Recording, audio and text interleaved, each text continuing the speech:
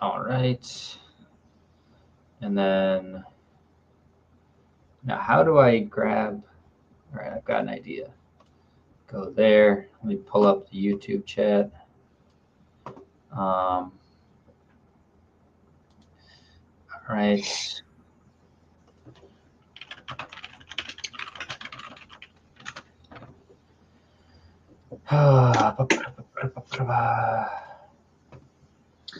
Okay.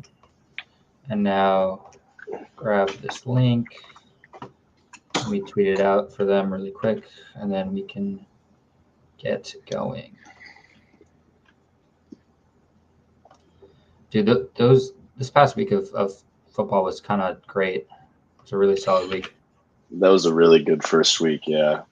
This is one of the better first weeks I've seen in a while.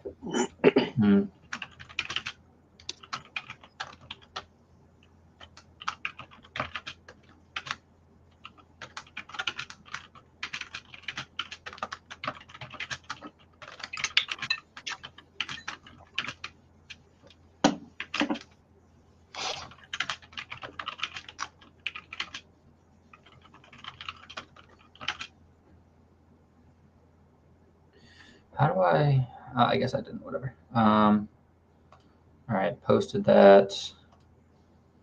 And then let me go quote it. 1 second. All right.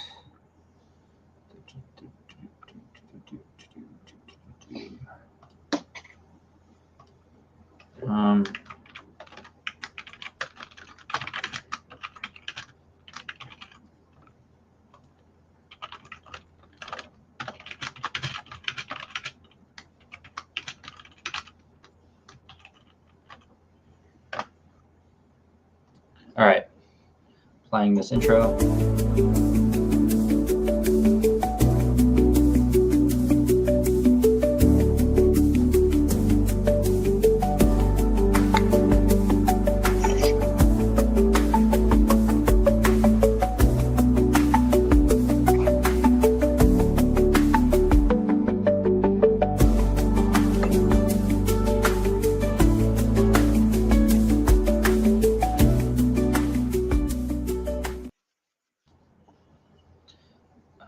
Okay. Actually, I'm not ready yet because it's too zoomed in on OBS. This is not going great yet. Just give me a minute. Doing my best here, guys. Just geez. All right. This is going wonderfully so far. So I don't live stream on YouTube. Oh God. Oh, this is on YouTube too? Yes, this is going on their. This is streaming on their YouTube, and then see. I don't know if I can even fit this on OBS without us being all zoomed in and out. And then this is also going on my account, like eventually. Okay, how about I do that? This is just going terrifically. Okay. Oh wait, I might have cooked here. We'll see. Just give me a second. All right. Okay. Okay. All right. I think I got it. And let me just shrink down these logos a little bit.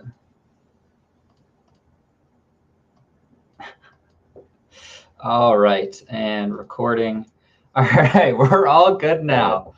All right, well, welcome into a Ball Knowers podcast, Aboriginal Sports Network crossover type episode here.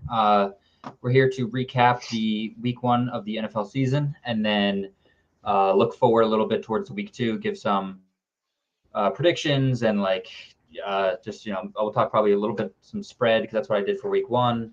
And I don't know, I guess that's really it. We can get on out of here. But first off, Chase, how you doing today? I've been a little sick recently, but I'm feeling a little better today. So I enjoyed the first week. I'm excited to talk about it. Yeah, it's been a few weeks now since I talked to you. I think this might be the first episode since I've been at college now that you are doing it with me. So that's kind of exciting. But yeah, I mean, we can just get right into it. So last week we had, let's see, the first game was not Giants, Eagles, Cowboys. Eagles won 24-20. I mean, we start out with, before the game even starts, you have Jalen Carter spitting on Dak Prescott and getting kicked out of the game. So that was pretty interesting. That was a quick way to start at the game. And then you had just like a battle back and forth of scoring, and that quickly came to a halt once that storm came in, and about the third quarter or so. And like at that point, I don't even know if was there another point scored after the storm came in, maybe a field goal. I don't think anybody scored after. Yeah, I think it was just like all punts. But yeah, so what were you thinking about this game? What was your opinion? The opening of the season. How do you feel about it? I thought it was a good opener. We got to kind of see, and week one again, like pretty much all the takeaways we have from week one will probably end up not really being accurate towards what the team's going to look like for the full season. But of course, yeah. This Cowboys defense is probably going to be horrible. Without Micah Parsons, their defensive line is just not very good. They're just going to be bad. And the thing with Dak Prescott, though, man, is like he just looks so much better already than he did last year. He just looked more confident. I was having a great time watching him play, and CeeDee Lamb had one of his probably most uncharacteristic games ever. So, I think that duo is going to be really good for them this year, and I think they're probably going to be more competitive than people are expecting them to be without Micah.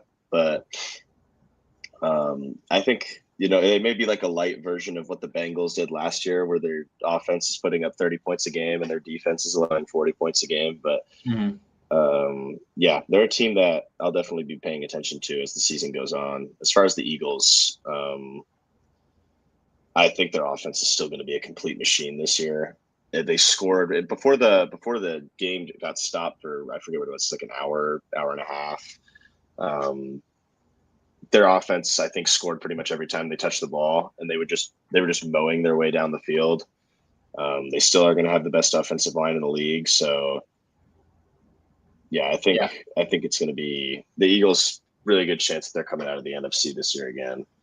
Really, well, I mean, we can get into it later, and obviously, not all these teams we're going to talk about in full extent, because some of these games are just, you can almost pass over them pretty quick. But like the signature games, Monday night, I mean, like Thursday, Friday, Sunday, all that stuff, like probably hit on a little bit more. So first thing I want to hit on, like you said, CeeDee Lamb, just like dropping every single ball that came at him. There were the post drops, I think. Yeah, I think it was 3 or 4. I'm pretty sure now he leads the league in drops since 2020 or 2021, something like that. The post that he got over the middle, where it was like just right in his arms, like it bounced like off the inside of his elbow. That was, I mean, CD, like, although he has a lot of drops, he also has a ridiculous amount of targets every year. He has never really been known to like have bad hands at all. And for some, like the last drop where there was the diving one, you can maybe excuse it, like maybe, probably still should have caught it, but like it was a tough catch. The other ones, though, like every single one was just straight off the hands, as if he was. I mean, I'm sure you saw the Quentin Johnson edits. Like everybody's making fun of him. It was bad. It was really bad. So, like as for CD, I mean, he needs to just hold on to the ball. Javonte didn't look too awful. Like he was running the ball pretty decently. Whether that was because Jalen Carter was missing, probably likely. But he didn't look that bad, especially for the amount of slack he was getting throughout training camp and whatever. Like people were saying that they were going to have 0 running game, which I also expected it to be the case.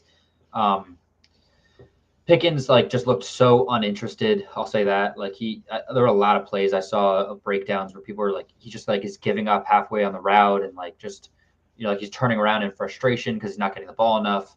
But and as for Dak, I mean, Dak looked great today, or not today, on Thursday. He really, the stats, 21 for 34, 188 yards. You see that and you think like he didn't have that great of a game. He really played fantastic. He had so many passes that were just like a football-sized window to drop this ball in, and he fits it through perfectly.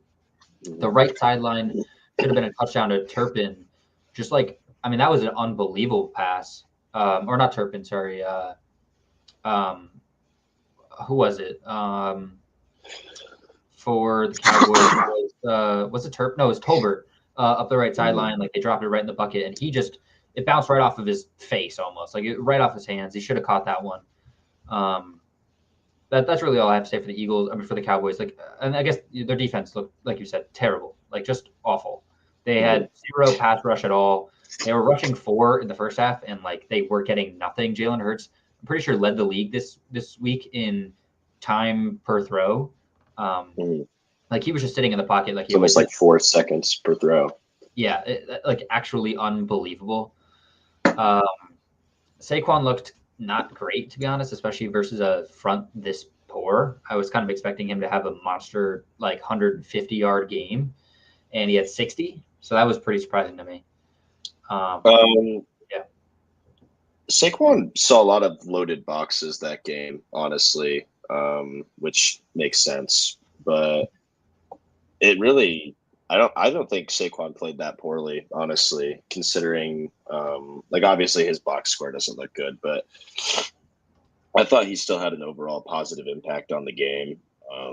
I think they used him in a lot of ways where like the Cowboys were clearly game planning to stop him. So the Eagles kind of played into that a little bit. And yeah, that's what I noticed from Saquon that game. Obviously, everyone was kind of expecting him to have a big game with how bad their defense is, but I think the Cowboys were definitely keyed in on him that game specifically. Yeah. The last few things, like AJ Brown not getting a target until the fourth quarter, like the end of the fourth, is pretty insane. The Cowboys really, like, I mean, I didn't see like a whole breakdown of this entire game for like in the sense of like how AJ Brown and Devonta Smith got so destroyed. I was expecting Devonta Smith because the Cowboys stopped rushing 4 in the second half and like they started dropping back more. I was expecting Devonta Smith to start going off, and he really didn't. And then, AJ Brown, like 2 minutes left or a minute left, gets his first catch. That was super strange. The last 2 things I want to mention: Andrew Bakuba, rookie out of Georgia, safety for the Eagles. He looked pretty solid for his first game as a starter. And then Adoree Jackson is so putrid at the sport of football.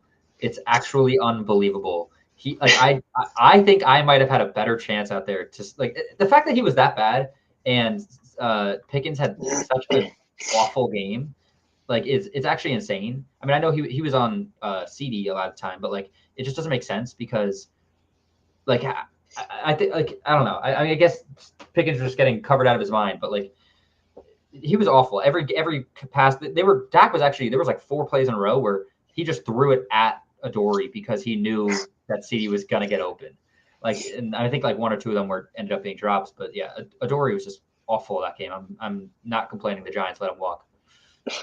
Yeah, the Eagles secondary I think is definitely the weakness of their team this year. I've never been a huge fan of Blankenship as a safety. He's not like a horrible player, but I've never thought he was like this like good safety. I think he's more just like a cog in the machine for them defensively.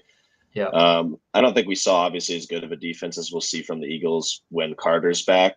I think everybody's kind of aware of that. But I think like Quinyon Mitchell, unless he's like actually one of the best of the best, there's a chance we see a little bit of regression from him this year. DeJean.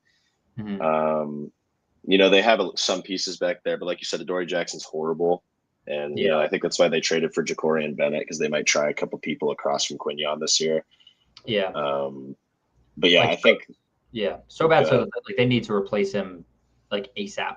Like they cannot be, he cannot be the full-time starter going into like the second half stretch of the season. Like by the deadline, they need some other corner. I don't know who it is, but like literally any other body would probably be better. Come get Tariq Woolen. You guys can have him. All right. Anybody besides Woolen might be better. Yeah, Woolen. We'll get into that in a minute. He was trash. Yeah, that was hard to watch. Yeah, but and then Jahad Campbell looked expectedly amazing. Like I was so pissed he went to the Eagles. Like I Howie Roseman does it again. My favorite dude all pre-draft, just because he was such a like. I mean, he was the captain of the Bama defense as a freshman. Like that's like so insane. He's such a smart player, and all the film I saw on him, like he was one of the few players that I actually scouted, and I mean, I just like loved watching him so much. He's one of my favorite players in this draft class, and the fact that he fell that far, and of course it was to the Eagles, like he's going to be such a stud, especially next to Zach Bond. That's an unfair duo. Like they really have two potential one elite linebacker and potentially two. It's really unfortunate. Yeah. Yeah. He was my pick for defensive rookie of the year, which probably won't end up actually happening because linebackers don't really win that award very often. But yeah, it's almost impossible. Yeah, I think he's going to be really good right away, and I think he'll be one of the best linebackers in the league sooner than later. I fully agree. All right, we can move off of the Cowboys Eagles unless you have anything else to say. I'm all good. Nope. All right. Moving on to Chargers Chiefs. It was 27-21. I mean, Herbert looked really solid in this game. Like he was really just consistently hitting like passes. Yeah, that's your Oregon guy. He was hitting passes like all over the field, and especially to Quentin Johnson. That was pretty surprising. Who finished 579 and 2 touchdowns. He had the one catch, like it was like a shorter one, and he like took it up the field and just outran everybody. And then his first touchdown was like in the back of the end zone, where it's a good route and a good catch. Quentin Johnson just looked like he was actually back to being what he was, hyped up to be coming out of the draft, to be like a good route running jump ball kind of guy that can outrun anybody. And that's what he was doing in this game, which, about time, because his first year was anything but that.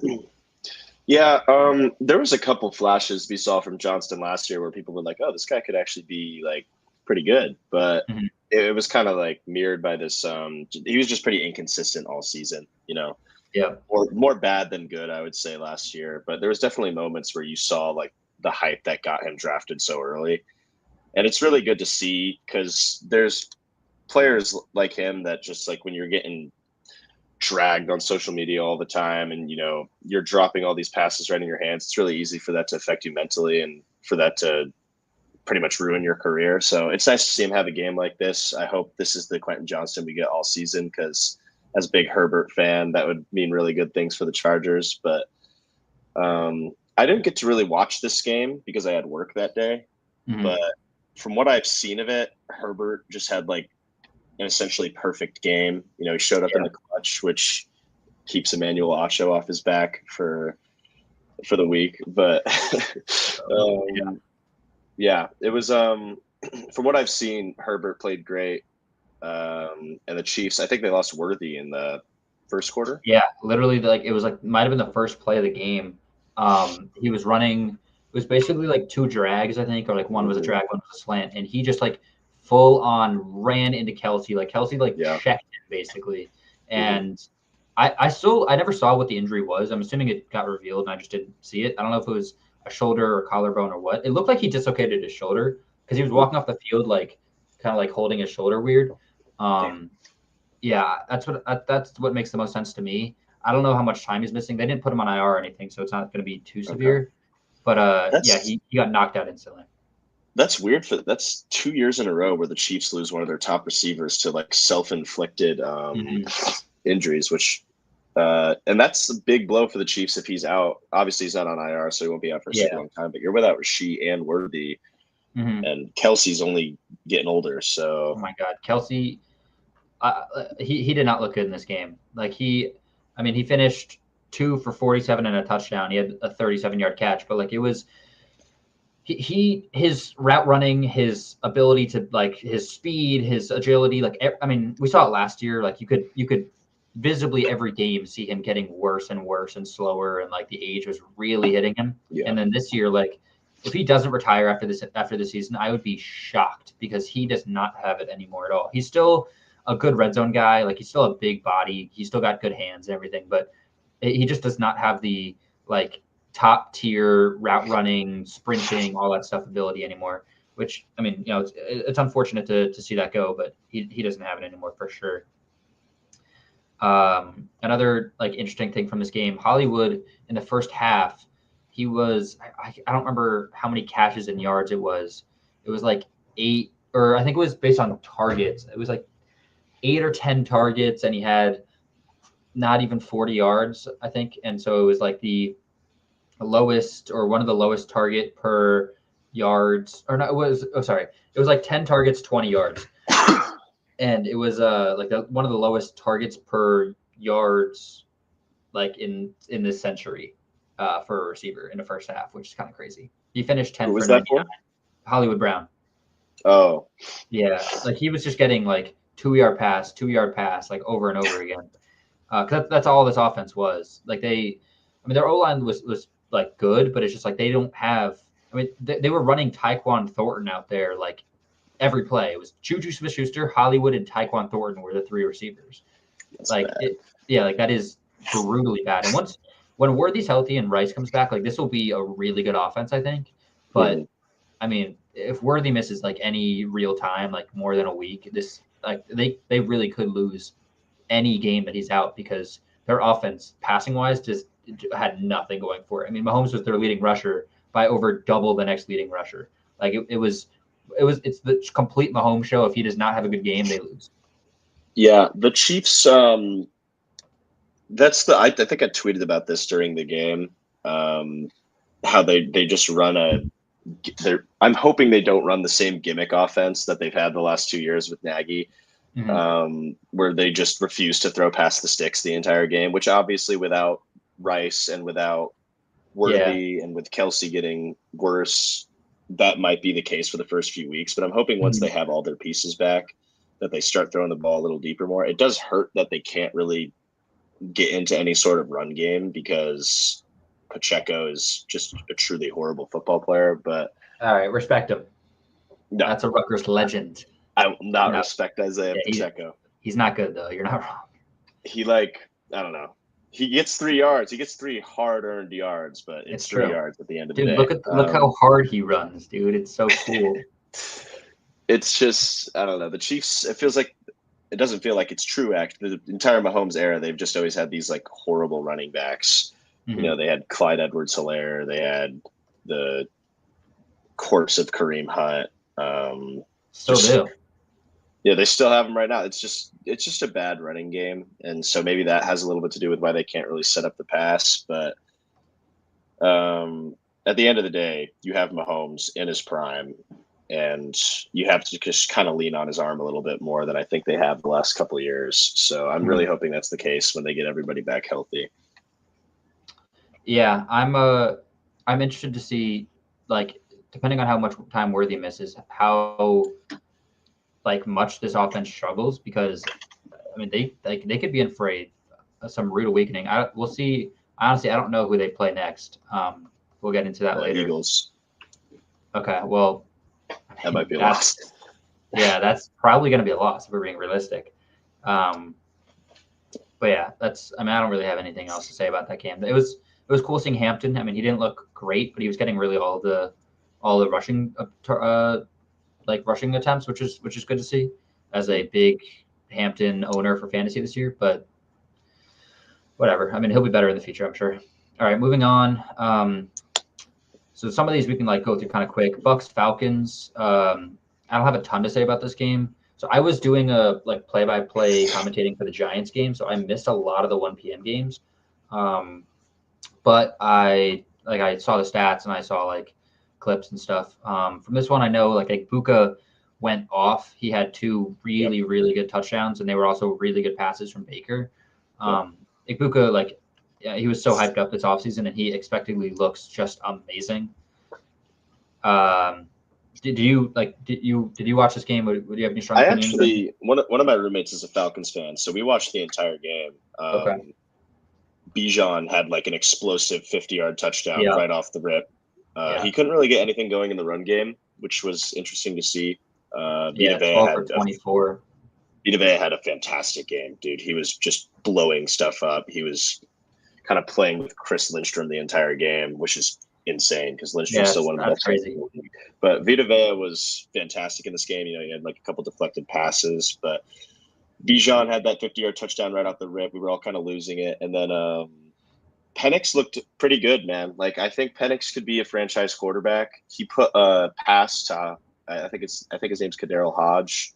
Kadarius Hodges or something. I forget what his name is. Hodge, yeah. He put a pass in the bucket to him at the end of the game that would have won them the game. And Hodge just like is running and looks up as the ball's dropping into the bucket, but he looks up a second too late. It drops right in front of him. So, and that was right. That was just another big time drive, which is something we've seen Penix do ever since college. So I think he kind of has that it factor. He just kind of he's definitely got a little bit of an accuracy issue. He'll be a little inconsistent with his accuracy sometimes, but him and London already have a solid connection. Pitts was getting involved, so I think if they can get the run game going later this year, Penix is like a really solid quarterback that could help them win the division. As far as the Bucs go, Baker was kind of up and down. He also had some accuracy problems this game, but yeah, I saw some of that. I just saw that Kadarius Hodge almost catch too. That was a great pass and should have been a touchdown. Yeah, that was like a perfect pass. It was almost like Hodge like wasn't expecting the ball. That's how good of a throw it was. But yeah, Baker played really well on that final drive though. Ibuka already looking like he's just going to kind of be the Godwin replacement. Like they're just going to slot him right in for Godwin as he kind of phases himself out. So yeah, this is a big win for the Bucs. Especially without Tristan Wirfs. When we talked about a couple weeks ago our predictions for the season, I said losing Wirfs might kind of hurt the Bucs a little bit this season. Right off the start, they might start slow, not be able to win the division. So this is a really big division win for them to start the year. And this one really hurts for the Falcons because it's a very winnable game. For sure, I said it in my my video I did last week previewing the Week 1 game, saying like this is a type of game that you know when it's week 16 and you're like, all right, we're half a game behind the Bucs, we're half a game behind the Falcons. Like this is the game that you look back on and you're like, dude, why did we lose week 1? That was such a winnable game. Like 23-20. Like this is a game that either side could have won. And like these are the games that come back and haunt you when it comes down to actually making the playoffs, because typically only one team from the NFC South ends up making the playoffs. A couple of people in chat, Metz, who was streaming on ABSN earlier, he said, hey, what's going on? And Coach Ed said, peace and blessings, Kings. So thanks for that. All right, anyways, I don't really have anything else to say from this game because I only really watched some clips. Sterling Shepard out there, though. I love Sterling Shepard, so good for him. All right, moving on. Bengals, Browns. Honestly, a lot of these 1 p.m. Yeah, I don't really have too much to say about this one besides like the Bengals are really embarrassing for only winning this one by 1 point. Every year, man. They just start the year so bad every year. Yeah. Nobody besides Chase Brown getting a rushing attempt and Burrow is kind of surprising to me because of how hyped up whatever his name is there, Taj Boyd was this offseason. I really thought that he was going to get some like actual potential backup carries, so I guess not. Jamar Chase just absolutely blanketed, so that was pretty surprising. And then Noah Fant being pretty productive for them and like kind of being their tight end 1 over Gesicki is also pretty surprising because he wasn't good with Seattle last year. And so for him to like, I mean, it's not like Gesicki is the best tight end in the league or anything, but like for Noah Fant to walk in signing there like a week and a half ago or 2 weeks ago or whatever, and like getting a touchdown, looking pretty decent. That's kind of surprising to me. As for the Brown side of this, I mean, Flacco looked poor, which to be expected. He had 2 bad interceptions. One of them was really bad. It was like just like a way over the head, like just right into the Bengals player's arms. Dylan Sampson being the leading running back in this game and not Jerome Ford is really surprising to me. I kind of expected Ford to do a little bit more, and 6 for 8 is just like 6 carries, 8 yards is just ridiculous. Like that is, I mean, it's understandable why they stopped playing him. Did you have anything from this game to talk about? Myles Garrett has 2 sacks. Did you see the hit on Joe Burrow that he had up the middle? Oh my, that was crazy. This is just like a true AFC North ugly slugfest game where like it's just a horrible game to watch unless you really love defense. It's it's just truly a shame that Myles Garrett is probably never going to be able to compete for a championship in his career because the guy is just completely ridiculous. One of the best edge rush talents that we've ever seen in the league. He was just wrecking the Bengals offensive line the entire game, which is kind of just something that Cincinnati fans have probably been seeing for 10 years now. So, Burrow, the issue with Burrow has always kind of been his pocket presence. How he just sometimes takes dumb sacks, which I think we saw. I think he took like 3 sacks in a row on one of the drives this game. Yeah, it was. Let me while you're talking, I'll find it because I did watch that drive and that was just like, what the hell just happened? I saw a stat. I forget what the exact number was. I think it was -7. They had -7 yards in the entire second half, or something like that. Or maybe it was the fourth quarter, but they just could not move the ball in the second half of this game. It's totally the fourth quarter I'm looking at right now. They open up 3 plays, so it's like Chase Brown got a 1 yard, then an incomplete punt, and then they get punted back. Then the next drive is Burrow sacked 6 yards by Garrett. Burrow sacked 5 yards by Garrett. Burrow sacked 7 yards by McGuire, and then they punted away. And then missed field goal by the Browns. Then a 3-play 4-yard drive, and they punt it. The Bengals. Flacco throws a pick. A 3-play -10-yard drive by the Bengals. They punt it. So I mean, what is that? I don't even know. -28. That's like a -20-yard quarter for them, if that. I think it's even more, like -25. Yeah, it was just the peak of AFC North football. So I wasn't really paying attention to that game very much, but yeah, free Myles Garrett. It's never going to happen. But I'd like to see him have a chance at some point. Yeah, send him to the Giants or something. That's probably what I would say if he wants a real chance. Dexter Lawrence, Abdul Carter, Myles Garrett, pass rush. Yep, and Brian Burns. Burns. We don't even need corners, and Thibodeau. We just got them all out there. Somehow they all rush off the edge. 5-man rush the entire game. All right, moving on to probably the craziest, most surprising game. Somebody, E-Man in the chat says, "Salute, fellas." Salute. All right, so the craziest game, probably in my opinion, 33-8. The Colts absolutely freaking whoop the Dolphins. That was shocking to me because I had the Dolphins winning this game, partially because I hate Daniel Jones and also because I think he's trash. But also because there's no reason the Dolphins should have lost this game. They are, at least they should be, the better team in all aspects.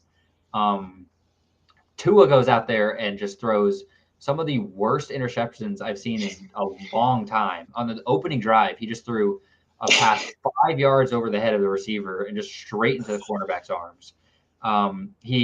Their first half consisted of interception, fumble, punt, and then their third quarter was interception, downs.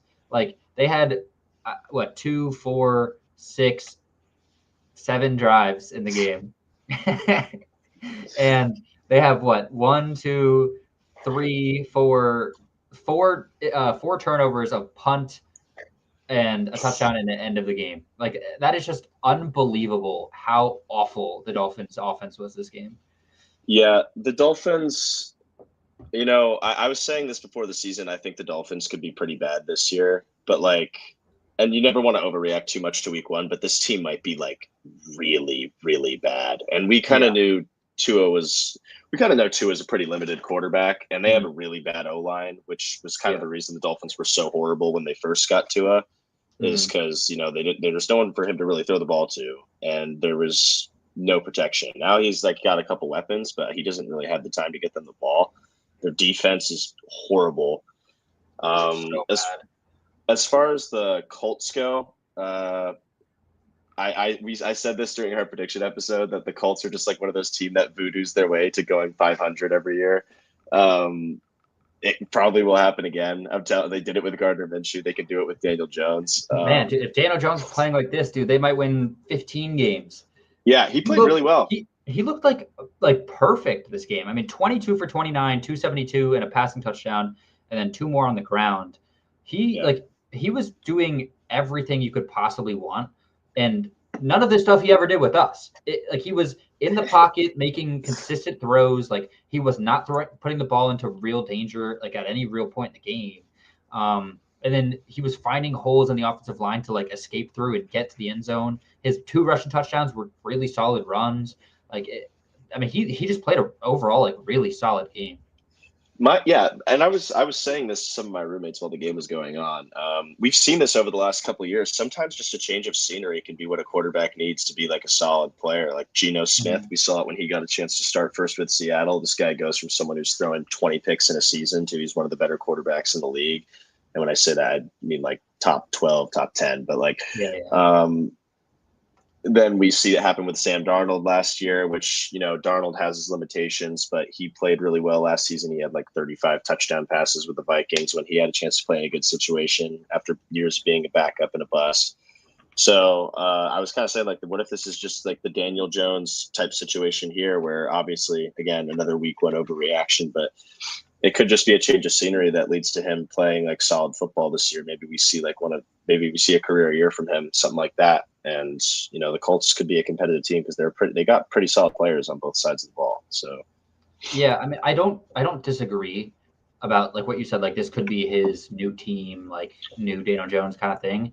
But the one different thing with like when Baker does it and Geno and whoever else you want to name is they all go to a new team with a different OC or a different coach, like some offensive guru type of guy, Kevin O'Connell or David Canales or Liam Cohen. Like he's going to Shane Steichen, who has been kind of trash for like 4 years now.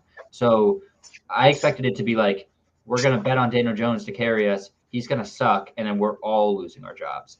I mean, I get like not to overreact to week 1 too much, but like if he plays like this more, like Steichen's going to save his job. And I can't believe that he actually maybe made the right decision in benching AR because I was so against that. Like I thought that was, and I still kind of feel like it was a crazy decision. I know it's only week 1. Like if Daniel Jones plays like this for like a week or 2 more, then I'll be like, okay, he clearly was correct. But I still think it was pretty crazy. Like I've seen Daniel Jones have really good week 1, so I'm not really reading into it too much. But it's just like that was still a strange decision to me. But I don't really have anything else to say. Tyreek Hill hasn't had a 30-yard reception in over a year now. I wouldn't be surprised if he's not on the team by the end of the season. I don't know what they're getting for him in a trade. Like I don't know who's trading for him. 5th round pick. Like I mean, like if you're like the Cardinals or something, I would probably consider it. But Seahawks. Maybe like Seahawks, Niners. I mean, a couple of trash. I don't really have anything else to say from this game besides like Jones just looked really solid. Yeah. All right, we can move on then to all right, this will just load. To the next game. Raiders Patriots. We should probably start moving through these a little bit faster here. 20-13, Raiders won. Geno looked really solid in this game. He had 360 yards, a touchdown and a pick. Genty was surprisingly not efficient at all, 19 for 38. I mean, he had a couple of really solid runs. His touchdown was pretty solid. Like he like broke a tackle kind of and like forced his way through a whole crowd. So, but he didn't really have like the efficiency you were kind of looking for. Bowers was 5 for 103. There was like everybody was freaking out in the first half about how he was getting fewer snaps than Michael Mayer, but it was just because Bowers wasn't out there on like any blocking plays. And he actually was running like fewer routes at times than Mayer too, but obviously he like way out played him like stats wise. Jacob Myers had a big game. Dante Thornton looked kind of cool, like his first game. Wasn't really a ton else to talk about for the Raiders. On the Patriots side, Drake May was a little bit disappointing to me, especially like playing such a bad such a bad defense in the Raiders. I was expecting him to start off the season really well. I had high hopes for him going into this year. I thought this was kind of a layup of a matchup for him to like really start out the season on a hot note. And like 30 for 46, 287 isn't bad. A touchdown and a pick. Like he just didn't really wow me at all. And he wasn't leading full scoring drives. I know his running back room was awful in this game, so it didn't give him any real help. But like, I mean, Kayshon Boutte being your leading receiver, Stephon Diggs gave him also nothing to work with either. Like Diggs looked just awful. I kind of recap a lot there. Do you have anything? Yeah, I didn't really watch. Or actually, no, this game I actually did watch most of this game because I was sitting next to one of my roommates is also a Raiders fan. So those were the two games I was kind of watching the most were the Falcons and Raiders games. I miss Geno. He's a great quarterback. I've been saying it for 3 years now. I really love him. He's one of my favorite players in the league. I thought he played great today. He's got the bonehead gene. He threw a pass into like triple coverage that was almost caught, but got intercepted. But outside of that, I thought he played great. I'm hoping Bowers. I don't know what Bowers' injury was, but I saw he was questionable at the end of the game.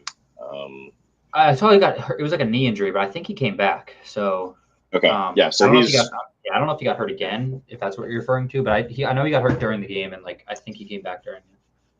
Yeah. For the Raiders, I thought Geno looked good. I think they're just going to be like a 9-win team this season, and they kind of just looked like that this week.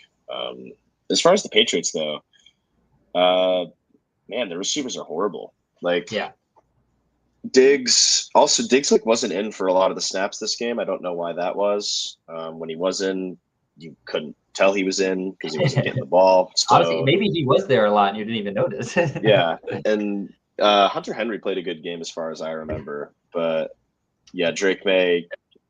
The Patriots are just like all their drives are just kind of globbing together into one giant boring mess in my head. Yeah. So I'm hoping Travion Henderson gets more snaps though, because I thought he looked pretty good when he was in the game. I think he's going to be a really good player. Yeah, I'm really high on Henderson. I think that he's going to be a huge pass catching guy for them, especially like Drake May.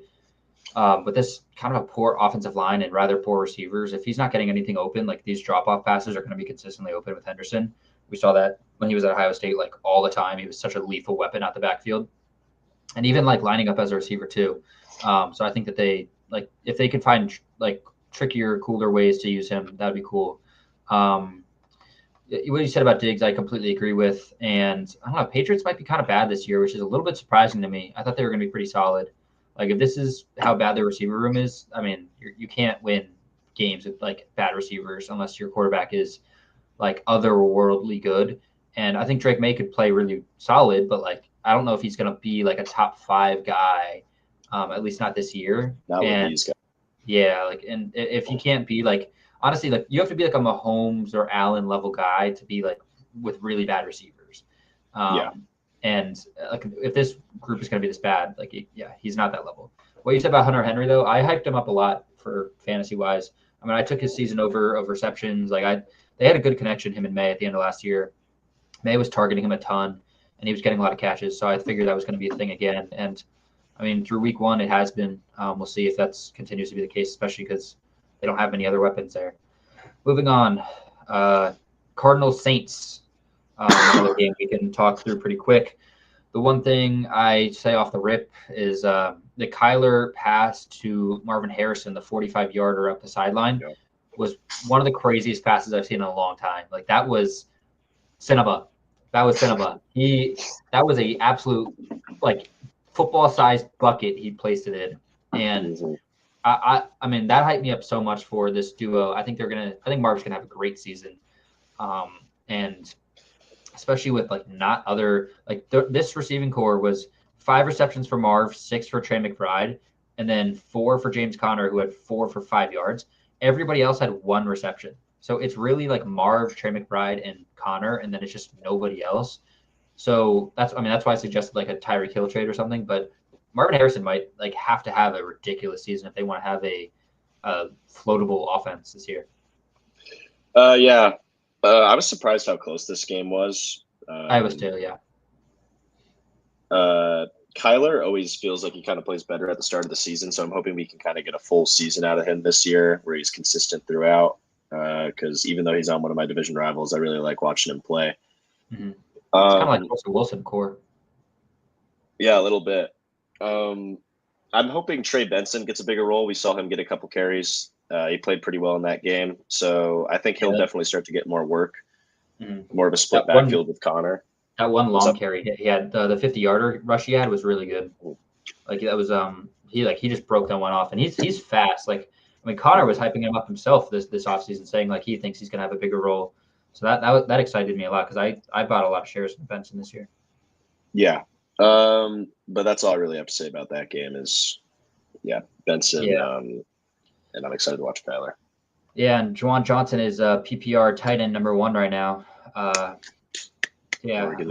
then Chris Olave got hurt again because just crazy. Like they just set him up.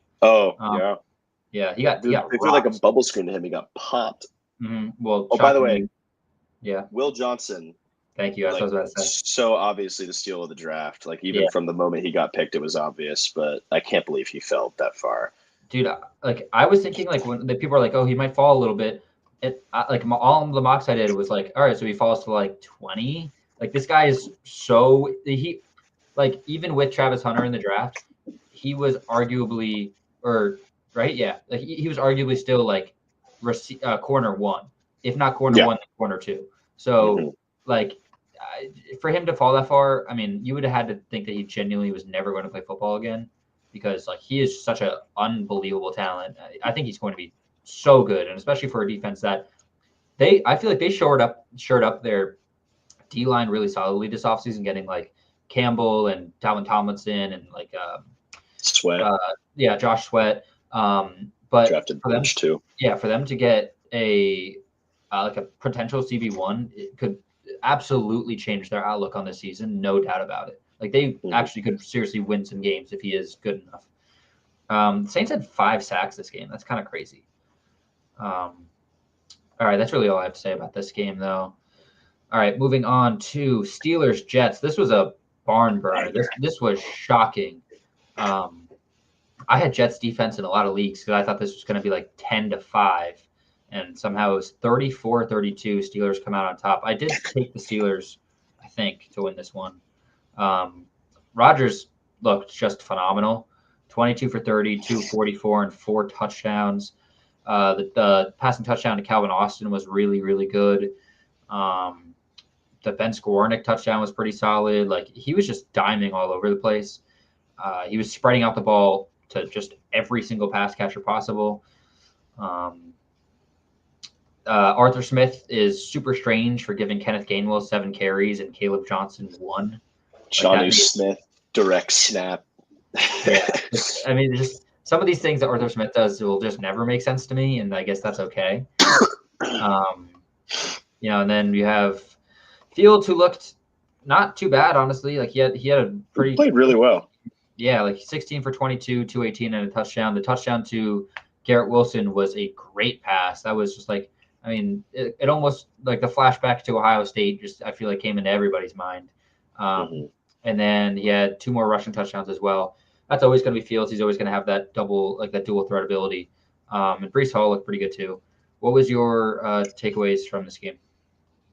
I think the Jets could be good this year, and it's because they've invested a lot in their O-line, and they don't even have Tucker right now. I think when they get Tucker back, they have 2. I think they have 2 franchise tackles, and then like once you have that down, they've got some solid guys in the interior. Looked amazing.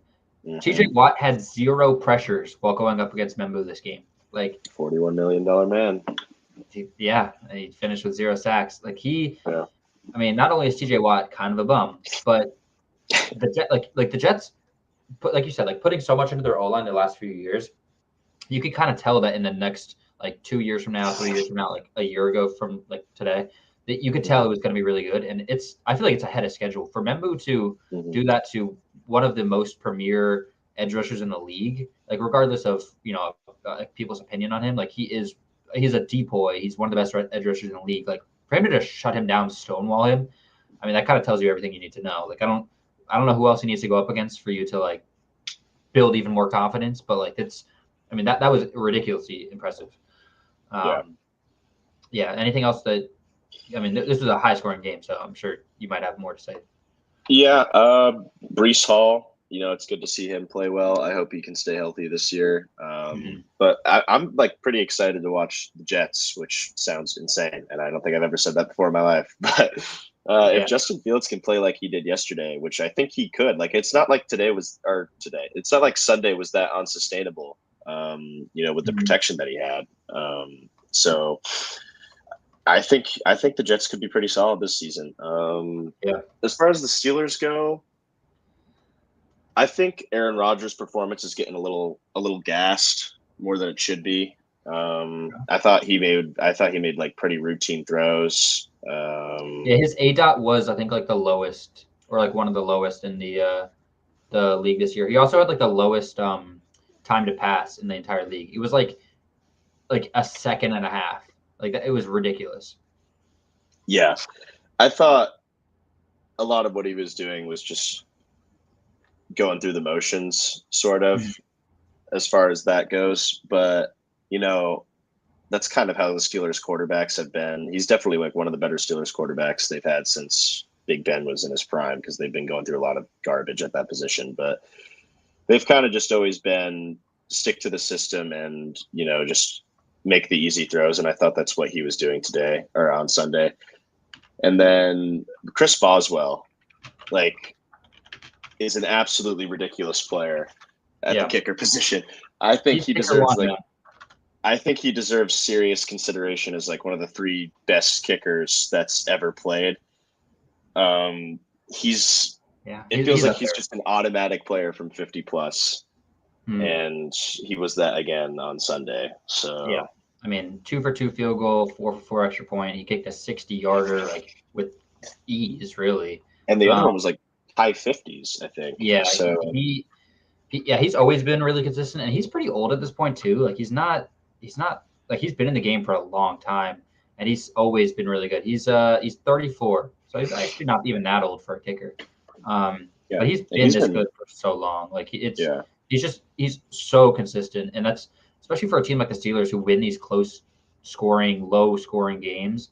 Like when you have a really good kicker like that, they can win these. They can kick a game winners to make it 17-14 or whatever, or 13-10. Like that is so important. Jets had 4 sacks. Will McDonald had 2. I did see some of the highlights of their D-line. They did look pretty solid. So that does help the case, like you said, about them potentially being a good team this year. I buy more into the Jets than I do the Steelers. The Steelers defense did look okay at times. Like there was like Jalen Ramsey looked pretty solid. He was kind of all over the field, making a lot of hard hits and stuff. But they just have a lot of like names that I don't really believe in too much. Very old defense. Yeah, and I think like when they go up against a team like the Bengals, they'll probably get really torched twice. Like I don't trust Darius Slay and Ramsey to really like cover them too well. I think the Steelers do match up with the Bengals somewhat well, because their strength in their defense is definitely their D line, and I think the Bengals O line's definitely their biggest weakness. So it'll be interesting to see how their season progresses, because they have a lot of old players, but like it's not like they're washed players. Like Darius Slay is definitely not as good as he used to be, but I wouldn't really consider him like trash, or I wouldn't really consider Ramsey like trash. So I think they'll be a solid unit this year. All right, we are like halfway through the games and almost an hour in, so let's actually. This is what we do. Yeah, it is what we do. I mean, I'm fine, but we do have to. We can go faster on week 2 preview if anything. Okay. All right, so Giants Commanders is the next game. This is a game we could go over quick because I have no words. Like this is most of the people on the Aboriginal Sports Network are Giants fans. Like this is like a lot of their content on here, but. I mean, I have nothing. I mean, I have a lot to say, but I also have nothing to say. This is to be expected from the Giants. They're just a horribly ran team, top to bottom. I don't even know where to start. So first off, running back wise, they were awful. They could not run the ball for a second. Every single second down. So 1st and 10, they throw an incomplete pass. Russ overthrows somebody by 10 yards, and then. 2nd and 10, inside delayed handoff every single time. Like, no joke, that was at least 6 second and longs that they ran a delayed inside handoff that got blown up behind the line of scrimmage because that play has never worked in the history of ever, unless you have like Barry Sanders or something on your team. So, we have Devin Singletary who's getting multiple carries on second and long. So, like, of course it didn't work.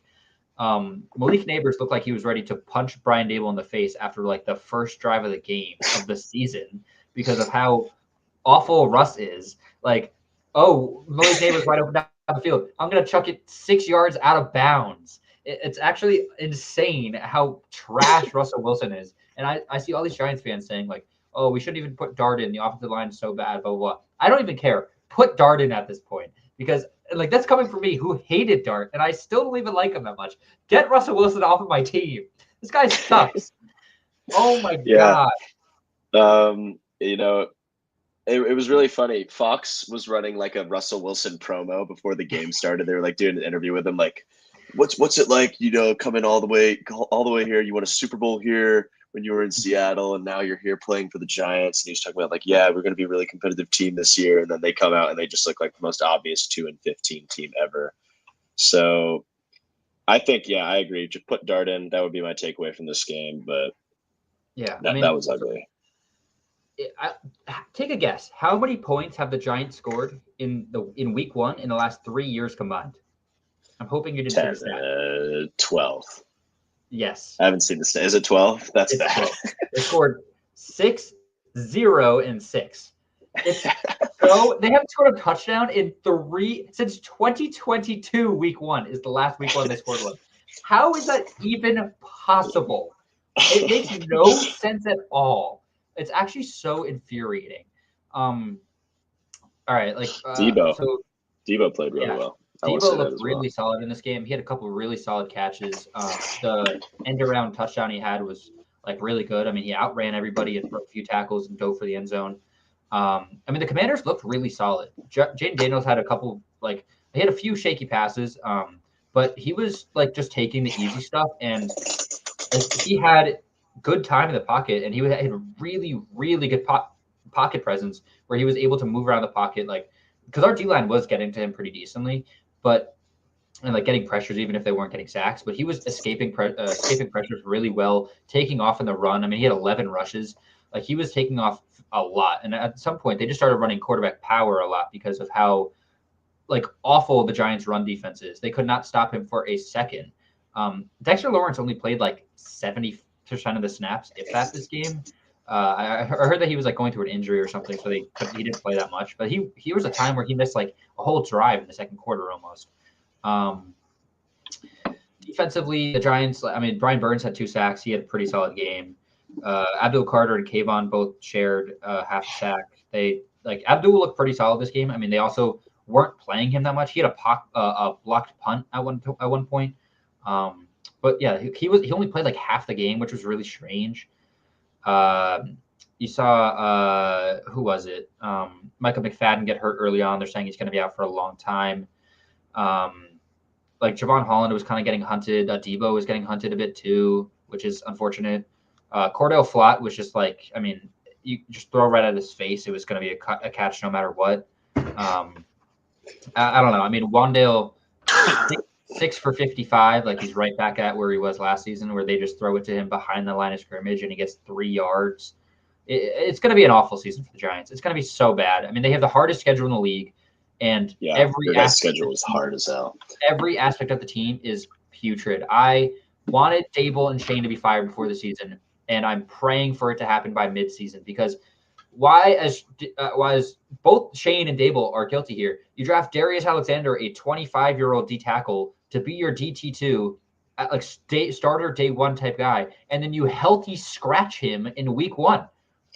What, how does that make it? You start who was it? Roy Robertson Harris and Raheem Nunez Rosen were the 2 worst D linemen I've seen in my entire life.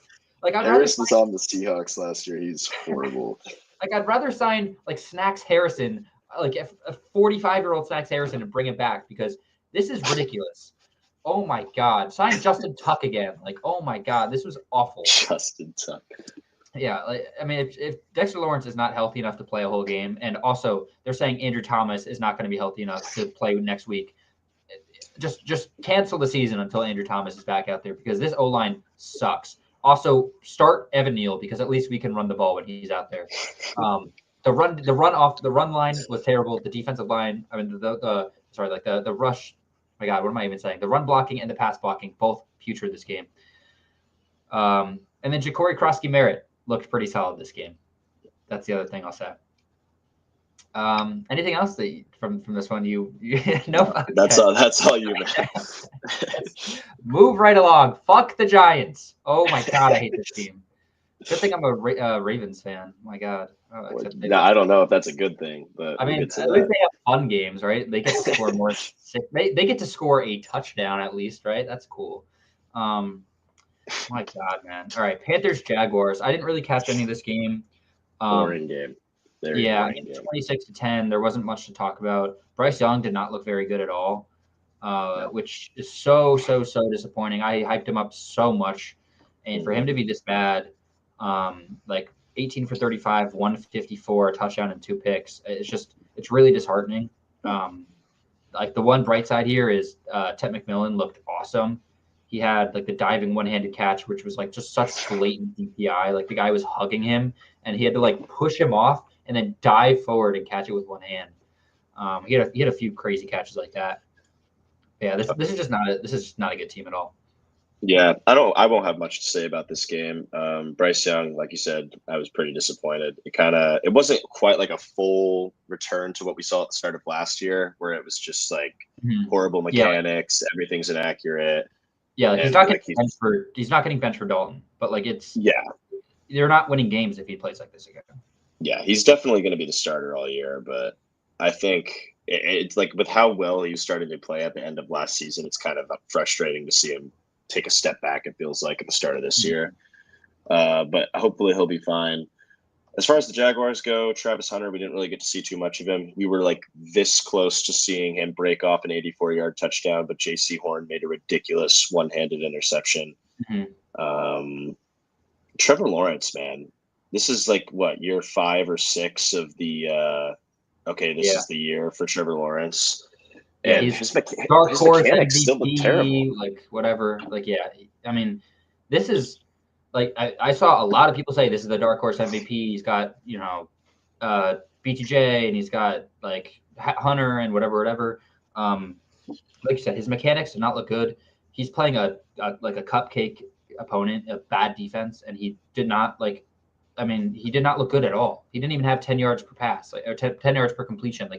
He did not look that good at all.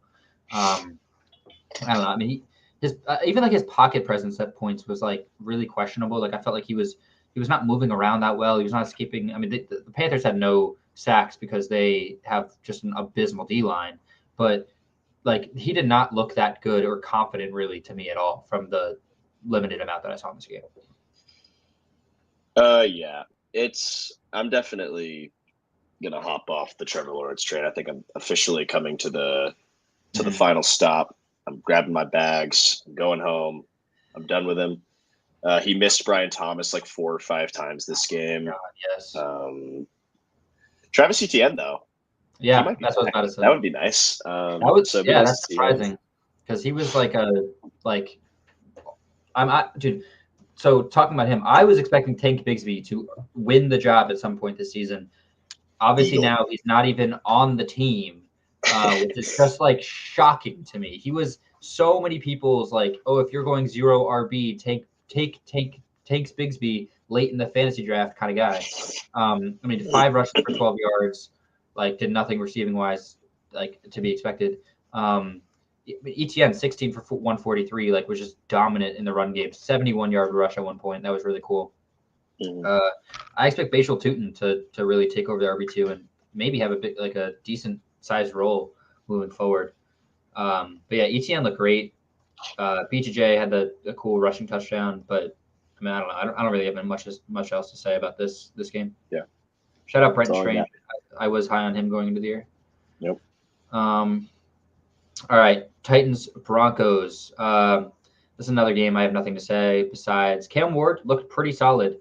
Like stats wise, wouldn't see it at all, but he had a lot of good throws.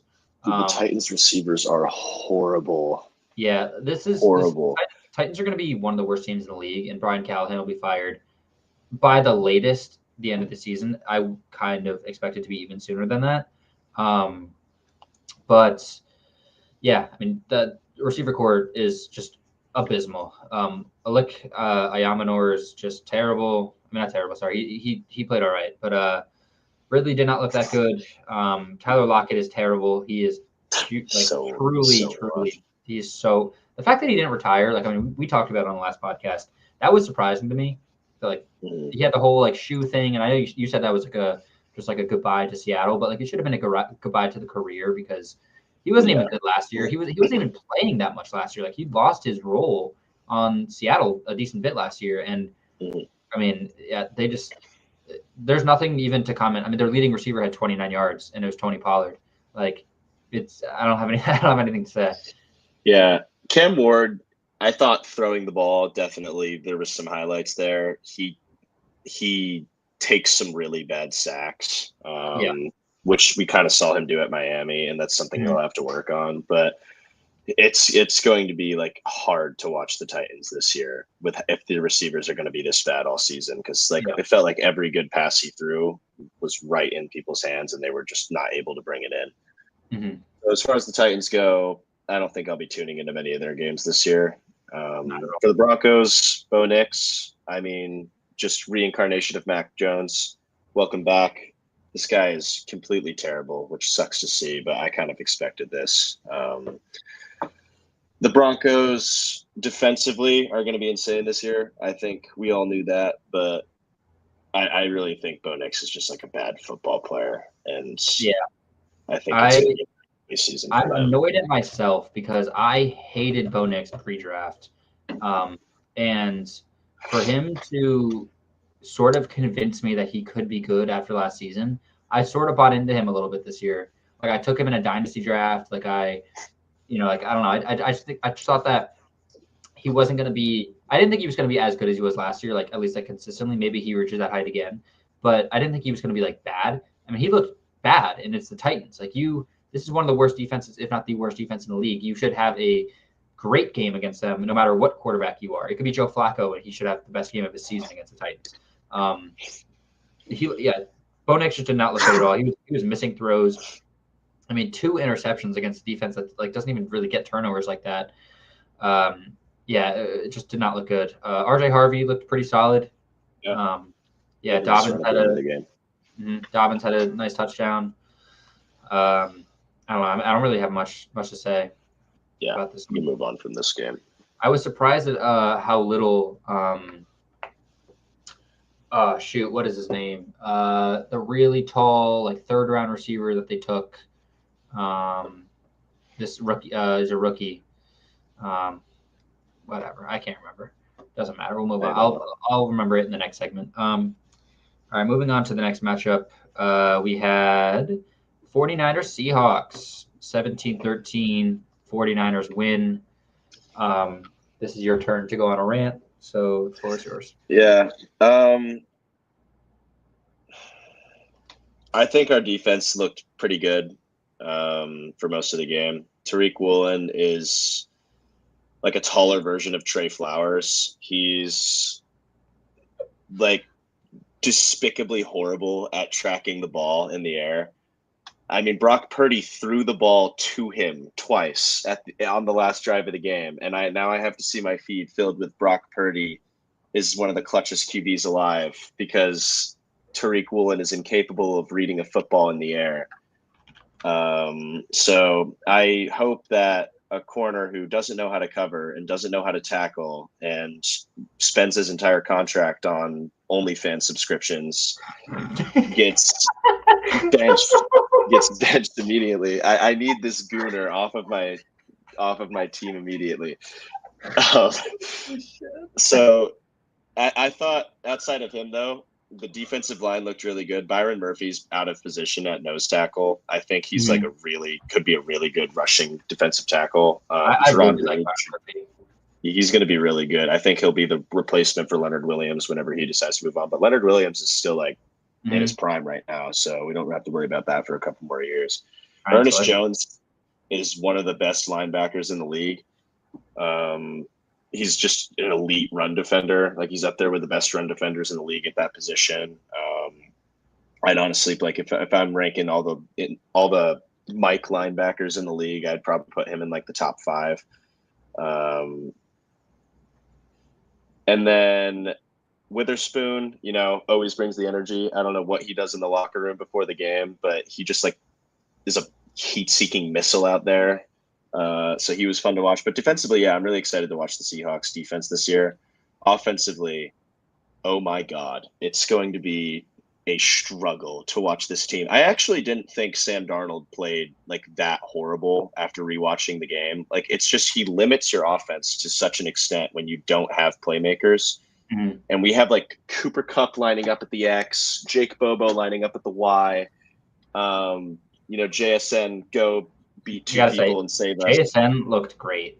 I mean, JSN's amazing. JSN's he's like a true. I mean, he's going to enter, if he's not already, he's going to enter the top 10 receiver conversation this season, with ease. And I wouldn't be surprised if he even pushes higher than that, like top 7 area, because like I saw the route breakdown he had, and like the routes he's running are really good. Like, they're actually allowing him to like move, like run all over the field, and he's getting open, and he's like, I mean, he's the only playmaker on offense, like pass catching wise. It's brutal. Cooper Kupp was washed last season. I mean, he was healthy last year for the most part, and like we saw how not good he was. And for you guys to willingly go into the season with him as your receiver too, this is like Tyler Lockett like 2 years ago, or like maybe maybe even like last year. Like this, it could be that bad this season. We don't have any playmakers on the outside. Anthony Bradford is still like Anthony Bradford, and I don't even remember our center's name. We switched between 2 guys.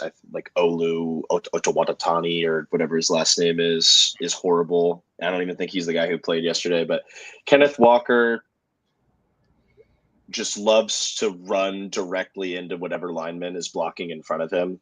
Jalen Sundell is the other guy. Jalen Sundell, yeah, he's okay. So that's one of the worst centers in the league. Then another guy Zach Charbonnet, I think, is going to like get more and more of the share of rushing opportunities this year. I just think he reads blocks a lot better than Kenneth Walker does. And it's not even like we don't block well for Kenneth Walker anyway. So even if Kenneth Walker could read blocks really well, it's not like it would matter.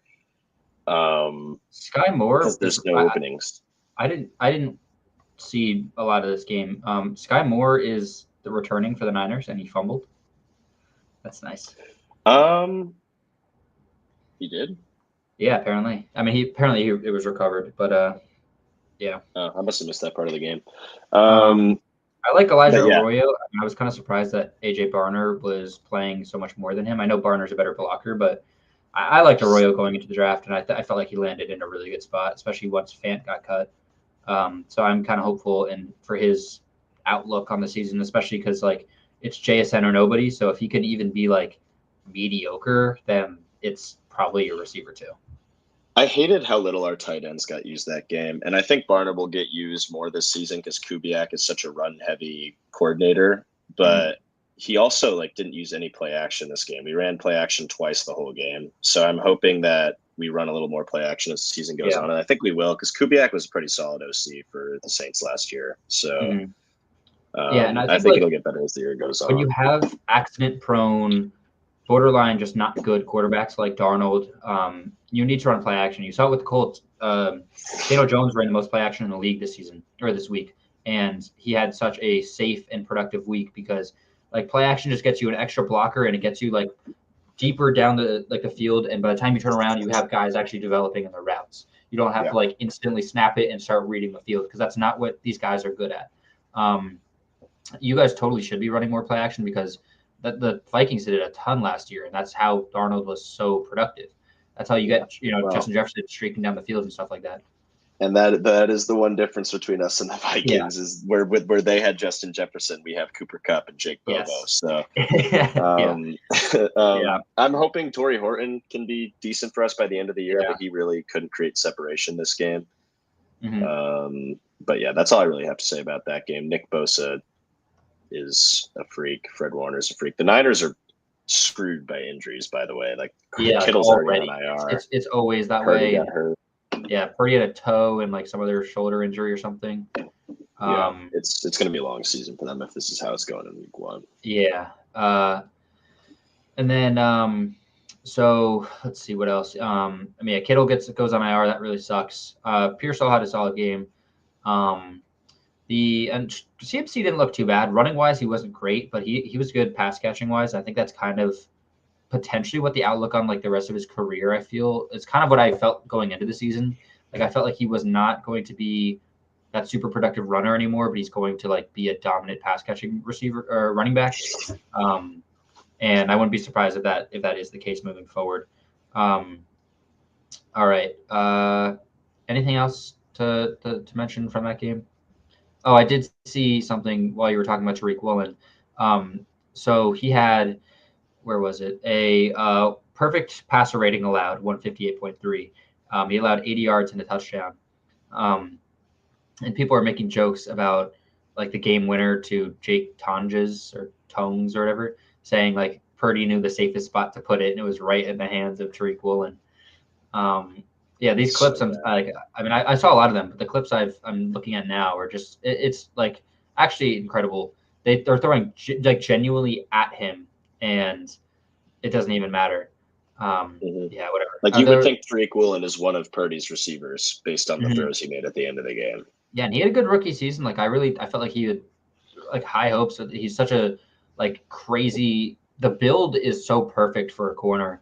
You would think like he would be so dominant, and I mean he's not even going to be playing by the end of the season, hopefully. Yeah, the issue with him is it's always kind of been just like effort, and that's why he's always been a poor tackler. And like a 6'4" corner should be a good tackler. Like you should. There's no reason why you should be 6'4" and you can't tackle anybody in the open field. So yeah, Tariq Woolen is horrible, and I want him off my team. Probably will be soon. The Broncos receiver I was talking about was Pat Bryant. All right, it is hour 16. We're probably going 3 hours on this. Whatever. All right. Lions Packers is the next game. This was a surprising game. I mean, to a degree, I had the Packers winning this one. Didn't really see the Lions having this bad of an offense though. I was saying during the offseason, my predictions were Lions potentially don't even make the playoffs. Like their offense is going to take a step back. I think their whole team was going to, but this was pretty jarring. Jared Goff looked awful.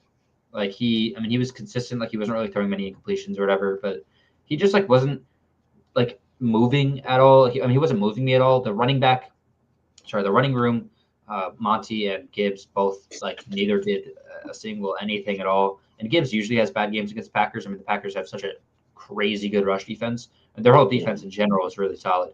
Like they're really good at like not allowing, like really keeping a cap on the defense. Or a cap on the offense. Like they don't let you get explosive plays. I think they're like the best or one of the best in the league at that. And then their rush defense is really good. And adding Micah Parsons only helps that. Pretty good player, yeah. Yeah, right. Yeah, it's crazy how much that helps you. Did you see what Dan Campbell said before the game about that trade? No, I didn't. What did he say? They asked him like, "Oh, how do you feel like Kenny Clark, Micah Parsons trade?" And he's like, "Yeah, I'm just happy Kenny Clark's out of the division." All right, sure, bud. Sure thing, Dan Campbell. Thank God they have Micah Parsons now. Who like, oh my God, your best offensive tackle on your team, Penei Sewell, is like actual like collard greens, yams, mac and cheese to him because Micah was just tossing him like a child, play after play after play. It was ridiculous. And this is only game one for Micah back from not participating in training camp or anything at all. He is going to have such a good season. I had him winning DPOY, maybe because of like just I felt like he was going to come into the season with a vengeance and all that stuff. But I think that this is just such a perfect place for him to be next to like multiple other good edge rushers, a great second unit. I really want to. Where was it? Edgerrin Cooper, dude. He had such a good game. He was flying all over the field this game. Him and Micah are going to be such a fun duo for the Packers to work with for the long-term future. They're both so young. I mean, I don't really know what else I could say. He kind of reminds me of Fred Warner a little bit, with just like the ability to just like sideline to sideline, like cover anything. The Packers team, I think it is the best team in the NFC right now. I said it once a trade happened that I think that they're coming out of the NFC, and I had people in the online saying like I was crazy for that or whatever. The Eagles are still better. They at least have a strong chance to beat the Eagles because this team will only grow more confident each week. This is going to be a really, really fun season for them. I think everybody healthy, the Packers, Eagles, and then like maybe the Niners or the Rams are probably like the 4 teams I'm looking at. But the Packers just looked like a machine, especially on defense. Like it felt like every time Jared Goff dropped back, he was getting thrown in the dirt. Yeah. Gibbs couldn't get anything going, and we've seen like Goff without McVay. There was like a stat posted all over the place on Twitter. Goff without McVay and Johnson is like 0-19, which I don't know how accurate that stat is, but I do know to some extent that he like does have a really bad losing record without them. Honestly, I could see it being true. It could be true, but he's just, I don't know. Jared Goff has always just kind of been this like static pocket passer who like needs a good system, and he has good players around him. And I don't think the Lions system is going to be like bad this year or anything. Like they're still going to have like some pieces left from what Ben Johnson was leaving there. It's just not going to be quite the same. So I still think I think they're going to be fine. I'm not going to overreact too much to this because I do think the Packers are now with Micah going to win the division. But man, if Jordan, it really will come down to Jordan Love and their receivers. Like if Golden can be a legit one and Jordan Love can not throw meatball subs in the playoffs, this team could be like a serious Super Bowl contender. So I'm excited to watch them this season. Yeah, I think I don't know. I mean, they looked, even on offense, they didn't look too bad. Their receiving core worries me a little bit. I mean, it's been a worry for them for a long time now, and they had hope that Golden was going to change that. I mean, he didn't do anything in this game at all. And it's only his first game of his career, so it's not like it's, oh my God, their season's over or whatever. But Romeo Doubs cannot be your receiver one this season. And Jaden Reed, the foot injury, I just guarantee you that at some point this season he's going to be put on IR, probably season-ending IR, because you cannot play with a broken foot for an entire season. Like that will come back to haunt you, whether it's this season or cutting multiple years off your career. One of those two things will happen, because I don't think anybody has ever played with a broken foot and just like kept their like entire career length and played that season well. Like both those things, it cannot happen. This I don't know. The Lions losing Frank Ragnow like is really, really showing. Their O-line did not look that good. They were getting just like torched up the middle. Like you said, Goff was getting tossed on his back like every pass. And I don't feel confident in them at all, really. I think even if they make the playoffs, they're going to get a quick exit out. I would take teams like the Bucks or like Commanders again, or like you said, I would probably take the Cardinals over them. Like I don't feel confident in them at all. Maybe the Cardinals is a push, but like they just like, I don't know. I just don't see it with them right now.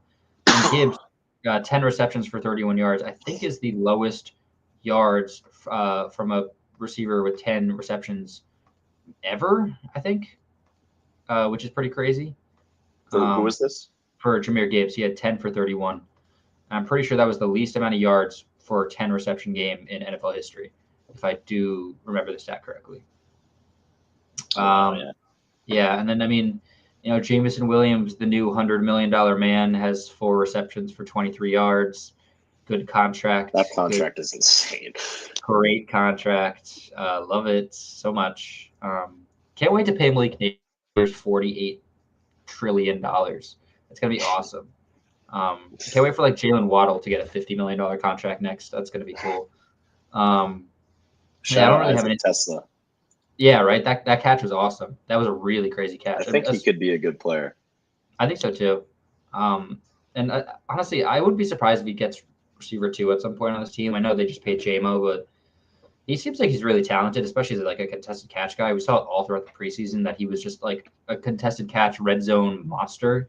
and even if that's just like his whole specialty, like gimmick kind of thing, I mean, that's a great thing to be. Like, just if you're going to be an 8 touchdown, 9 touchdown kind of guy in a season, like that's going to be a world changer for this team. That, like, I mean, they need somebody to help Jared Goff when it comes to the red zone, because I mean, he seems like he's just like scared. That's really all I have to say about this game, though. All right, moving on. Texans, Rams, 14-9. There wasn't really. Oh, Stafford topped 60,000 yards in this game, in his career, Stafford, not in the highest game. Pro Football Focus graded quarterback for the week. I have no clue how, but Yeah, I don't know how that's even possible. I mean, he had a fine game, but like, it wasn't. That's a crazy stat. I don't really have much to say about this game. I was kind of hoping Woody Marks would have played more. I guess that's my first thing I want to talk about. Nico Collins did like nothing. He just got clamped all game. Puka looked great. That's to be expected. Devontae Adams and Stafford, you could see their connection starting to form already. Like they had a couple really good plays, especially late in this game, where Adams was just like, I mean, getting open, cooking corners, and like, if Stafford's healthy this season, I think him and Adams could really be a great duo down the stretch. Because like, I mean, when he builds a rapport with his quarterback, you saw it second half of last year with Rodgers. I mean, obviously they played with each other for so long, but you do need that time to kind of rebuild that. When that second half, him and Rodgers looked great together. Although the rest of the team sucks, so they weren't really winning that much. Like, I would not be surprised at all if that's the same case with Stafford. And then, I mean, Puka's just going to keep doing what he does, which is just like being one of the best guys in the league. Will Anderson for Depoy is a real true case you could be making, because he looked awesome in this game. He is a true game wrecker. Like, he is just one of, he's already in the conversation of the Garrett's, Parsons, Crosby's, Watts, Bosa's. Like, he's already putting his name in there. And that's really cool to see for somebody so young. I mean, I feel like most people were so high on him, like as a freshman, saying that he could have been one of the top picks in the draft already, and he obviously had to wait 2 more years. He's been a god for so long now, and it's pretty cool to see him like translate that so seamlessly to the NFL. As anything else, really, I don't really have much else to say about this game, though. Yeah, this was just like a really ugly defensive game. The Texans O-line might be a really big problem for them this year. I don't really know what they were thinking, trading Laramie Tunsil and then not adding anybody outside of like the kid from Minnesota. Basically just downgraded that tackle and then said, "Hey Stroud, go have fun," I guess. Well, they got like some second rounders or something, right? That's pretty cool. Did they even get a first in that trade? Let me look it up while you're talking. So. But yeah, like we know, we've always kind of known the Texans are going to be a defensive slanted team ever since they got D'Amico as their head coach, and they have all the talent on that side. So I think that would be enough to get them kind of back to that 10-7 area this year. But we kind of saw this game how much their offensive talent on the offensive line is going to limit what their offense can do. Yeah, I mean, that's been the case for the last few years for them, where like having a trashy O-line has been really corrupting them. And I wouldn't be surprised if it's the case for them again, which I was really high on Stroud. I thought that he was going to have a bounce back year and rewrite what he did last year. But I mean, if you don't have an O-line, like I'll give Stroud, like, even if he has a bad year this year again, I really think it could be largely because of the O-line. Like, if you give him anything to work with, I truly think that he could turn it around. So that trade was Tunsil and a 2025 fourth rounder to the Commanders, and the Texans got a 2025 third, seventh, and sixth, and second, and a 2026 fourth, or 2026 second and 2026 fourth. So 2, 4, 3, 7, and they give up a 4 in Tunsil. Terrible trade. This offensive line is just trash. And Tunsil didn't. I mean, to be fair, Tunsil didn't look that good for the Commanders. Abdul Carter was doing pretty well against him, but like, regardless, still a dumb trade. Whatever. Moving on from that game though, to probably should have started off with this game realistically and not gone in chronological order. That would have made more sense. Game of the week, Ravens Bills. Game of the year. Game of like the last like decade, man. This was just a unbelievable game. Ravens are up 40-25 with just like it's like 3 minutes remaining, and the Bills. Let me instead of going to the box score, let me go to the play-by-play. I think it was like 13 minutes remaining when they were up 15. It was let's see. Was it? No, I think there was. Let's see. So they punt here. No, yeah. So they end up scoring a touchdown with it was 3:56 remaining. Is when they scored that touchdown to make it 32-40 or 41. Oh my God, now it's messing up. All right, let me go back to the game. It says Henry scoring the Ravens went up 40-25 with 11:50 left, and then proceeded to have one of the nastiest chokes I've ever seen on a primetime. Yeah, that was game. I mean, Derrick Henry, the fumbles. Ed Oliver is really who I want to start this out with. He had such a game-wrecking game on Sunday night. He was all over the place. He had 1 sack and 3 tackles for loss. He had the forced fumble, but he was like just constantly at Lamar's face, pressuring him on like every play. I don't know if that'll be just this game or what, but he was all over the place. And if that's like the way he's going to be, I mean, this Bills D-line, which has been kind of a up and down unit for them in the last few years, could really do some like true game wrecking. He was just dominant in this one. Derrick Henry, dominant as always, 18 for 169 and 2 touchdowns. He was just torching dudes, tossing them over. Typical Derrick Henry stuff. I do feel like, weirdly enough, or especially with how good of a game he had, you could sort of see him slowing down a little bit. Like the burst. I mean, he's still crazy fast, and maybe this is like a dumb take, but I felt like he wasn't peak Henry anymore, which obviously, I mean, he's like 31 at this point, but I do feel like he's still really dominant. He's just not like, I could see him being not as great next year because I don't know. Maybe that's dumb. To me, Henry looked the exact same this game. I don't know. I thought this year he'd be. I do think like eventually, obviously, he will slow down. So maybe that's like kind of just the placebo effect of like expecting him to slow down that makes him look slower. But to me, he looked the exact same to me. I mean, he was running people over. He was breaking off long runs, and it's just like a blessing that we've been able to watch him play for the last however many years. Like he truly might be one of the 5 best running backs that's ever played. He's just an insane talent, and to see him I've seen a lot of people talking about that discussion of like, where does he rank? Where is he going to retire at? Whatever. I mean, it's going to be, if it's not already top 5, he's going to be up there. He's already like top 6 or 7 in touchdowns. I didn't mean to. All right. He's already up there in touchdowns. He's up there. He's getting up there in yards. Like it's, I mean, he's gonna like be among the best in every single major rushing stat, and I mean, he has like the 2,000 yard club. Like he is everything you could possibly want. There's still like a handful of guys. It's probably unlikely. It's basically impossible that he's gonna pass like Barry Sanders. He won't pass like Barry Peterson, or like Walter Payton. I think you could put in there. Maybe I mean I think Emmett's passable, but Emmett did have like. I mean, Emmett did have like up there, like I mean, Emmitt Smith did have like 8,000 yards in like 5 seasons with like 80 touchdowns, but like he did run behind the greatest offensive line. Yeah, like I mean, he had like 5 Hall of Famers, so like Hall of Famer tax. Zay Flowers looked awesome in this game. He was consistently getting open and burning guys down the field, like catch a ball and run up the sideline, get a touchdown. The D-Hop catch, the touchdown he had was just ridiculous. I don't know if it was a better catch or a better pass. Like both were just unbelievable. Lamar really, I mean, I don't even know how we haven't mentioned him yet. 14 for 19, 209 and 2 touchdowns, and then 6 for 70 and a touchdown. 6-7 rushing. He he was awesome this game.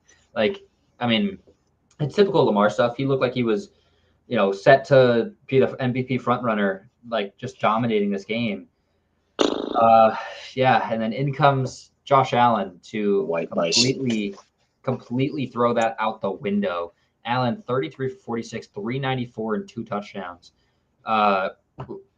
You could talk about the Bills while I pull up the fourth quarter stats for Josh Allen. He had like 251 yards in the fourth. I mean, I saw someone tweet this out that Josh Allen and Lamar led offenses playing each other feels like watching football too. And I agree. Like this felt like this didn't even feel like a real game. Like every single time either one of these guys touched the ball, you were expecting a touchdown drive. And like after watching a whole day where like there's only 2 high scoring games and there's these groggy, like slow paced, watching the boring Giants. football games. Yeah, the Giants, the Bengals, and the Browns, and like it's just all these horrible games on. Yeah, you have these 2 just supernova and these supernova quarterbacks who just like neither of them, like Allen had like 2 throws that maybe could have got picked off that got dropped, but like outside of that, the 2 of them played like literally perfect football the entire game, made some ridiculous throws. Lamar had some ridiculous like escapes from the pocket. Like he had a play where he ran 20 yards backwards, escapes 2 guys trying to sack him. Daniel Falele, or however you pronounce his name, is like running aimlessly across the field, no idea where he is. Lamar he was like blind. It was so funny. He was just like just like he was like looking at the crowd like mid play while Lamar's like Madden like doing dance moves around, just like running in zigzag spirals through the backfield, like 80 yards back behind the line of scrimmage, somehow find his way back to the line of scrimmage, like running past Falele or whatever as he's just standing there. Like at one point he stopped blocking and he just started standing in place, and Lamar runs past him and gets a first. That's like a thing that used to be in Madden too, is like if you ran around for long enough on a play, everyone on the field would just stop. That's literally what it looked like he did. He just like stopped moving and didn't know what to do.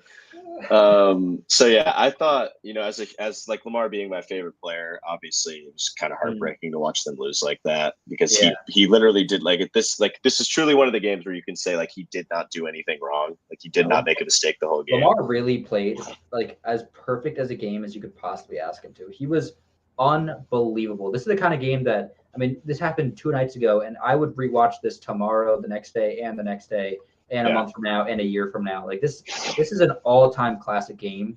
That this is the kind of game like you show your kids, and it's a week 1 game. Like we're in for such a good season, hopefully.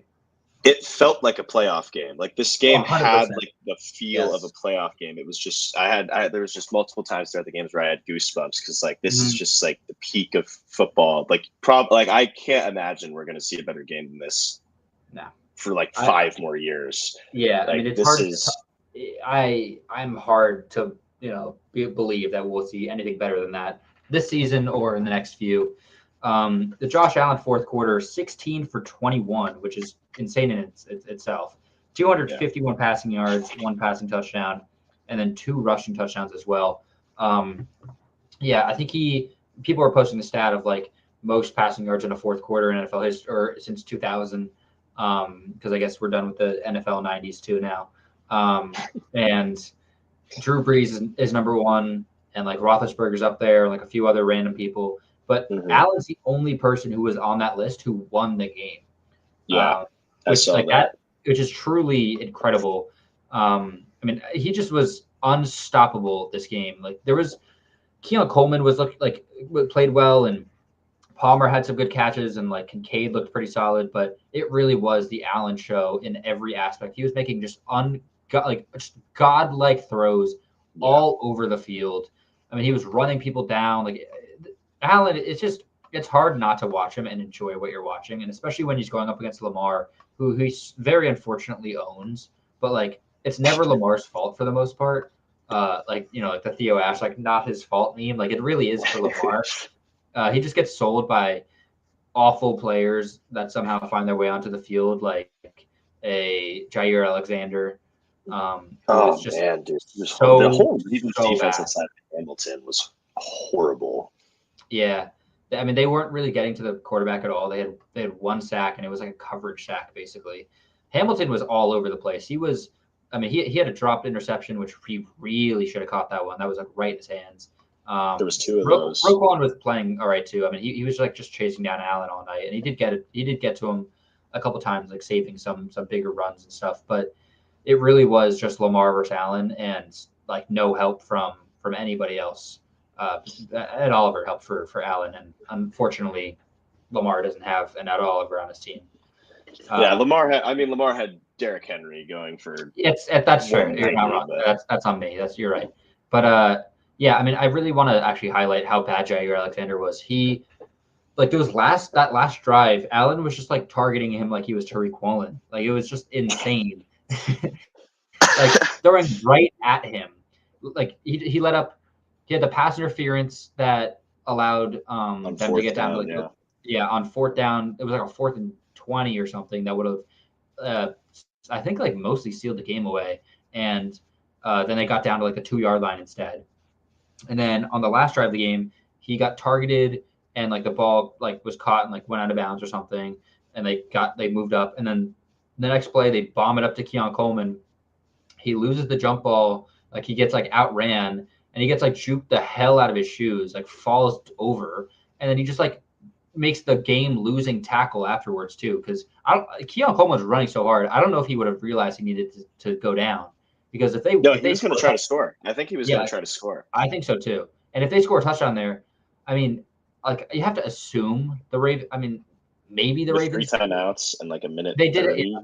3 timeouts. Wasn't I don't think it was a minute 30. Was there much? Maybe it was, but like with how well the Ravens offense was moving the ball. And like with how perfect Lamar was playing, you have to assume with 3 timeouts they would have at least had a chance to score. Mm-hmm. So you have to Jair, you have to let Keon score. Yeah, he stole the game in like letting catches up and then also making tackles, which is kind of funny. He just had an overall awful game. And so, all right, I'll pose the question to you because I feel like everybody's talked about it already. If you're the Ravens there, do you like 4th down? You're going for it, I assume. 100%. Yeah. 100%. If I have Lamar Jackson as my quarterback, anything within 5 yards of the game on the line is being considered. And 4th and 3, and I understand Lamar was cramping right there, so maybe call timeout and then go for it. But I'm not giving Josh Allen the ball back with how both amazing Josh Allen was in that 4th quarter and putrid the Ravens defense was. Like there's no way you were ever going to stop it. So yeah, it's just kind of like this has been the story. We've seen this story play out with the Bills and the Chiefs in the playoffs like multiple times now, where game on the line, the team punts the ball away and they give it to Mahomes, and the score is like 35-38. And it's like if my team has allowed over 30 points in the game, why am I going to now, with like 30 seconds left or a minute left in the game or however little amount of time is left, put my belief of the entire game into my defense that has allowed 30 plus points or 40 plus points? Like it makes no sense at all. And we see it every single year. We see it in the playoffs all the time. I don't know why teams don't believe in their quarterbacks anymore, especially when you have guys like Allen, Mahomes, Lamar, Burrow, like Hurts, whoever it is, these elite level guys who like, if you need 4 yards, they can get it for you. I mean, Lamar even on 3rd down made the completion. Like he couldn't have done anything more. You know, I mean, it was short of the 1st down line. There was like, I guess there was nobody else open or whatever. I don't know. I think you put the ball in his hands there. And even if you don't get it, you have 3 timeouts. Like you said, call a timeout if he's cramping that bad. It's such a strange decision. I don't even know. Yeah, it was unfortunate because I was rooting for the Ravens, but you know, I can't, like at the end of the day, Josh Allen's Josh Allen. So you can't be too mad about it. It's just been like a theme for the Ravens with Harbaugh ever since they got Lamar. It's like they have all these leads that get blown where they just start calling. They play not to lose instead of still playing to win when they have a big lead. And you know, I wish to some extent, I kind of wish Lamar would audible out of some of these plays that they're calling, like a Zay Flowers jet sweep on 2nd and 10. Yeah. Where, by the way, Mark Andrews just doesn't block on that play. Like he just sits there and doesn't block. Zay Flowers gets blown up at the line of scrimmage, so that pissed me off. Yeah, I think I really wouldn't mind if Harbaugh is gone after the season, and I really think that he could be, especially if this is another like just like unbelievably elite Lamar year, another year of elite Derrick Henry, and then they end up blowing it in the playoffs again. Like it's really hard to make me believe that they're gonna just like buy back into like let's run it back again for year 4 or whatever. Like You can't convince me of that. Something has to change, I and it's not I going to be think Lamar. I think Harbaugh's really close with ownership, so I Mhm. don't think he's going to get fired. I think Ravens fans have been asking for him to get fired for like 5 years now, Yeah. which is telling because they've been winning for so long. But Mhm. yeah, I don't think I he's think going to go you anywhere. could win with any coach. Like if you have a team Oh, this yeah. good, you could win with basically anybody. This roster on paper is like one of the best football teams ever. There's like no reason that this team shouldn't win 15 games and win the Super Bowl. Like Mhm. it would be a very big. I think this season is like the definition of Super Bowl or bust. Like if you don't win the Super Bowl, this team is a disappointment. Yeah, but I mean, I feel like it's the one thing against that though is like it's not like they have like it's not like Aaron Rodgers is the quarterback or something where it's like this is his last go. Like you do have Lamar, who's on, I don't even know if he's 30 yet. So you like it's not like bust where it's He's like 20. where it's like we lose Lamar if we don't win it here. But at the same time, it is kind of like you said, you like this team is so good, you have to win it all this year. Um, and I mean, the last thing is Tyler Loop looked pretty cool. I mean, he had a couple Missed deep an extra kicks. point. That Yeah, he wasn't did, great. which yeah ended up losing them the game. But I mean, I don't know. I think that he could potentially be good. He looked good Um, though. Yeah, he made a couple long yeah. kicks. I don't know. Anything else from that game to talk about? Um, it's probably going to be Allen's second MVP this year. I'm not going to lie. That game will probably be the Yeah, tiebreaker for the they're going to second. use They're like both the having week crazy one seasons. game head to head between him and Lamar. It's so Which, disgusting. by the way, when Lamar beat him last year, didn't count. But Yeah, it is what it didn't matter. Fake win, whatever. Yeah, whatever. Screw that, man. Lamar got robbed. Dude, they showed the it is. stats. What it is. They showed the stats before the game, and I was like laughing in my chair at how like unbelievably better Lamar stats were than Allen's. Like it's just At I the end get of the day, like Mhm. everyone watching last year knew in the regular season, Lamar was the best quarterback in the league for the most part. Mhm. Like, but Allen is so good that if he retired without an MVP, I understand why that feels wrong. So Dude. Okay, Drew Brees. He didn't get one. screw Boo Drew hoo. Brees. Fair enough, I guess. All right, moving on to the last game of the week. Damn, we're almost at 2 hours. Haven't even touched next week yet. Vikings Bears is the last game of the week. Monday night, Vikings win 27-24. McCarthy started out pretty rough, not even pretty rough, like very rough. He did not look Yeah, good at all in that first really half. And then he turned it on the second half. He had a couple like small window touchdown throws. He had the rushing touchdown, which like was looked pretty good. He was escaping the pocket well, like he was reading the field well. You could see him play by play, drive by drive, actually improving, which is pretty cool to see. Um, yeah, I mean, I don't know that I don't think that he's going to be some like great top tier guy, but in a KOC offense, like he doesn't. I was thinking that they could potentially be not amazing this year because if McCarthy's not that good, but KOC will just not lead a bad offense. It just does not. He doesn't allow it. the one thing that the Bears couldn't account for is that JJ McCarthy is simply a winner, and there's nothing you can do when you're playing against a winner. So Um, yeah, he actually played like really well in the fourth quarter. You know, he's got some mechanics issues. Throwing outside the pocket will definitely be Mhm. an issue for him for a while, I think. But like he's in like picture perfect situation for a quarterback. Vikings offense, their play callers, like They talk about Caleb Williams' best position our rookie quarterbacks ever got into. It might be JJ McCarthy.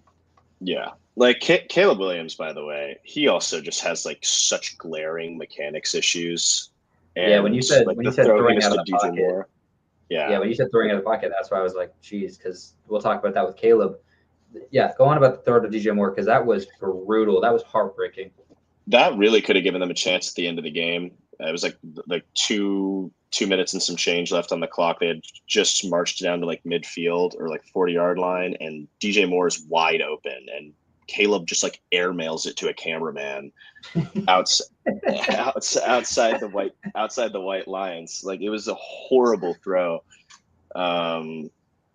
They ended up still scoring. They got really lucky because the Vikings just like kept committing penalties. But like, Caleb Williams has just been honestly pretty disappointing. Like, this guy is coming into the league with like these Patrick Mahomes comparisons that I was pushing myself. Like, I was really thinking this guy was going to come into the league and be one of the best. I feel like everybody was. I thought day one he was going to be one of, like you said, one of the best immediately. And he's just been, he didn't take a lot of bad sacks this game, which is a good sign. But I still think he does hold on to the ball too long sometimes. He had that really stupid throw, the intentional grounding play, where he just like, nobody touched him. He falls over and then just throws the ball out of bounds to nobody. And then he just like walked out of bounds on another one of them. Like, he just like kept drifting towards the sideline and then just walks out of bounds on like a second and long. So he lost like a yard or two on that play. And I mean, the throw that he made, like, as he stepped out of bounds anyways, the throw went out of bounds. So like, it would have been an incomplete pass, but like, instead he lost 2 yards on it. So I mean, either way it would have been bad, but it's just like, you didn't even try to throw it at a receiver.